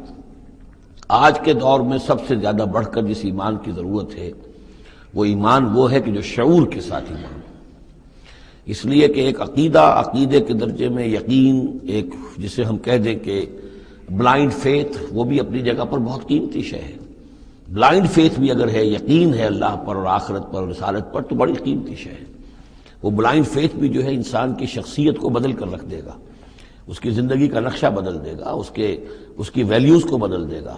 لیکن یہ کہ جس چیز کی زیادہ ضرورت ہے خصوصاً اس دور میں، اور کسی انقلابی دعوت کے لیے جو نظام کو بدلنا چاہے، صرف افراد کو نہ بدلنا چاہے، نظام کو بدلنا چاہے، تو چونکہ نظام کے اوپر جو لوگ زیادہ باشعور ہوتے ہیں ان کا تسلط ہوتا ہے، انٹیلیجنسیا اس کے اوپر قابو یافتہ ہوتا ہے، تو جب تک ان کے اندر ایمان گھر نہیں کرے گا نظام نہیں بدلے گا۔ تو ضرورت اس ایمان کی ہے جو اعلیٰ وجہ البصیرت ہو۔ وسبحان اللہ وما انا من المشرکین، اور اللہ پاک ہے اور میں ہرگز شرک کرنے والوں میں سے نہیں ہوں۔ وما ارسلنا من قبلک الا رجالا نوحی الیہم من اہل القری، اور اے نبی صلی اللہ علیہ وسلم ہم نہیں بھیجا ہم نے آپ سے پہلے مگر یہ کہ مردوں کو ہم بھیجتے رہے جن کی طرف ہماری وحی آتی تھی، بستیوں والوں میں سے جو بھی رسول بھیجے نبی بھیجے وہ سب مرد ہی تھے، انسان تھے۔ افلم یسیروا فی الارض، تو کیا یہ لوگ زمین میں گھومتے پھرتے نہیں ہیں؟ فینظروا کیف کان عاقبۃ الذین من قبلہم، کہ پھر وہ دیکھتے، غور کرتے، عبرت پکڑتے کہ کیا انجام ہوا ان کا جو ان سے پہلے تھے۔ اشارہ انہی اقوام کی طرف ہے۔ وَلَدَارُ الْآخِرَةُ خَيْرٌ لِلَّذِينَ اتَّقَوْا فَلَا تَعْقِلُونَ، اور یقیناً آخرت کا گھر تو بہتر ہے انہی لوگوں کے لیے جو تقویٰ کی روش اختیار کریں، تو کیا تم عقل سے کام نہیں لیتے؟ حَتَّىٰ إِذَا اسْتَيْأَسَ الرُّسُلُ وَظَنُّوا أَنَّهُمْ قَدْ كُذِبُوا جَاءَهُمْ نَصْرُنَا، یہ آیت بھی مشکلات القرآن میں سے ہے، اس کی بہت سی آراء ہیں، لیکن جو توجیہ میرے نزدیک صحیح ہے وہ میں آپ کے سامنے رکھ رہا ہوں۔ حتیٰ اذا استیأس الرسل، یہاں تک کہ جب رسول مایوس ہو جاتے ہیں۔ مایوس کس بات سے ہو جاتے ہیں؟ کہ اب یہ لوگ ایمان لانے والے نہیں ہیں، جن کے دلوں میں کچھ نہ کچھ فطرت سلیمہ موجود تھی، ابھی ان کی فطرت بالکل بگڑی نہیں تھے، وہ ایمان لا چکے ہیں، یعنی اب جو ہم نے بلو چکے ہیں اس کو، اس چاٹی میں سے اب مکھن نکل چکا ہے، اب آگے کوئی اور مکھن نکلنے والا نہیں۔ وَظَنُّوا أَنَّهُمْ قَدْ كُذِبُوا، اور لوگ یہ سمجھ بیٹھتے ہیں، انہیں یہ گمان ہوتا ہے کہ انہیں سب جھوٹے ہی وعدے کیے گئے تھے کہ عذاب آئے گا۔ وہ جو قوم ہے وہ تو بہت ہی زیادہ لاؤبالی ہو جاتی ہے کہ 12 برس ہو گئے محمد کو کہتے ہوئے عذاب عذاب عذاب عذاب، عذاب تو نہیں آیا، یہ سب دھونس تھی، صرف یہ کہ ہمیں ڈراوا دینا مقصود تھا۔ جاءہم نصرنا واستیأس الرسل، اور ظنو کا جو فاعل ہے وہ در حقیقت ان کی قوم ہے، جو مشرک قوم ہے، کہ انہوں نے یہ سمجھا کہ یہ سب ہمیں جھوٹے ہی دھونس دی گئی تھی عذاب وغیرہ کی۔ جاءہم نصرنا، تو ہمارے نبیوں اور رسولوں کے پاس پھر اللہ تعالیٰ کی نصرت آ جاتی تھی۔ فنجی من نشاء، پھر بچا دیا جاتا تھا جس کو ہم چاہتے تھے۔ ولا يرد باسنا عن القوم المجرمین، اور ہمارا وہ عذاب اور ہماری وہ سختی جو ہے نہیں لوٹائی جا سکتی تھی، نہیں پھیری جا سکتی تھی مجرموں کی قوم سے، ان پر وہ عذاب واقع ہو کر رہتا تھا۔ لقد كان في قصصهم عبرة لأولي الألباب، ان کے حالات میں، اس بیان میں یقیناً ہوش مند لوگوں کے لیے عبرت ہے، عقل کا سامان ہے، سبق کا سامان ہے۔ ما كان حدیثا یفترا، یہ قرآن ایسی شے نہیں ہے جسے گھڑ لیا جائے، کوئی شخص اپنے جی سے اس کو تصنیف و تعریف کر لے۔ ولیکن تصدیق الذی بین یدیہ، بلکہ یہ تو تصدیق کرتے ہوئے آیا ہے اس کی جو اس کے سامنے موجود ہے۔ لیکن واقعہ یہ ہے کہ تورات میں جب یہ واقعات آتے ہیں، مولانا مودودی نے بہت ہی عمدگی کے ساتھ تقابلی مطالعہ کیا ہے کہ تورات میں جب یہ قصہ بیان ہوا ہے تو اس بیان کے اندر جو حسن ہے جو قرآن بیان کر رہا ہے، اور جو اس کے اندر حکمت کے نکات قرآن مجید نے بیان کیے ہیں، معلوم ہوتا ہے کہ اس کا کوئی 100واں حصہ بھی تورات کے بیان میں نہیں ہے۔ اس کی وجہ کیا ہے کہ اصل تورات گم ہو گئی تھی، بعد میں جب وہ حافظے سے مرتب کی گئی ہے تو ظاہر بات ہے کہ اس میں وہ بات پھر پیدا نہیں ہو سکی جو اصل اللہ تعالیٰ کی طرف سے اتری ہوئی تورات میں تھی۔ ما كان حدیثا یفترا ولكن تصدیق الذی بین یدیہ وتفصیل کل شیء وہدی ورحمۃ لقوم یؤمنون، اور اس میں تفصیل ہے ہر چیز کی، یعنی جو بھی ضروری باتیں انسان کے علم میں آنی چاہیے ہدایت کے لیے، اس کی ساری تفاصیل اس میں موجود ہیں، اور یہ ہدایت ہے اور رحمت ہے ان لوگوں کے حق میں جو اس پر ایمان لائیں۔ یہاں وہ 3 سورتوں کا ایک گروپ جو ہے وہ ختم ہوا، سب گروپ تو ایک ہی چل رہا ہے، تیسرا گروپ ہے یہ جس میں 14 سورتیں ہیں مکی اور ایک آئے گی مدنی سورہ نور۔ لیکن جیسا کہ میں نے عرض کیا ان میں 3 کے گروپس بنتے ہیں۔ سورہ یونس، سورہ ہود میں وہ نسبت ذاتیت بالکل واضح تھی، اور یہ اپنی جگہ بالکل منفرد مزاج کی صورت ہے، یہ سورہ یوسف اس کا اپنا مزاج ہے۔ ہاں اس کے قریب آ جاتی ہے ایک صورت اور، وہ تیسرا سب گروپ جب آئے گا تو اس میں سورہ مریم، سورہ طٰہٰ اور سورہ انبیاء۔ سورہ طٰہٰ بھی ایک ایسی صورت ہے قرآن مجید کی جس کا اکثر و بیشتر حصہ ایک رسول کے تذکرے پر مشتمل ہے، ایک نبی کے تذکرے پر مشتمل ہے، یہ سورہ یوسف، لیکن یہ تو پوری کی پوری حضرت یوسف کے حالات ہی پر ہے۔ سورہ طٰہٰ جو ہے وہ ایک رسول کے حالات پر مشتمل ہے، اکثر و بیشتر حصہ 8 میں سے 5 رکوع کے قریب جو ہے، لیکن اس میں یہ ہے کہ وہ رسول ہیں موسیٰ۔ اب ان دونوں میں نسبت کیا ہے؟ یوسف کے زمانے میں بنی اسرائیل مصر میں داخل ہوئے اور موسیٰ کے زمانے میں وہ مصر سے نکلے ہیں، تو ان کے حالات پر بھی ایک مکمل صورت، ان کے حالات پر بھی ایک مکمل صورت، لیکن وہ مصحف میں قرآن مجید کی اس ترتیب میں یہ متصل نہیں ہے بلکہ فاصلے پر ہیں۔ یہ اس 3 صورتوں کے سب گروپ میں ہے، وہ تیسرے سب گروپ میں آئے گی۔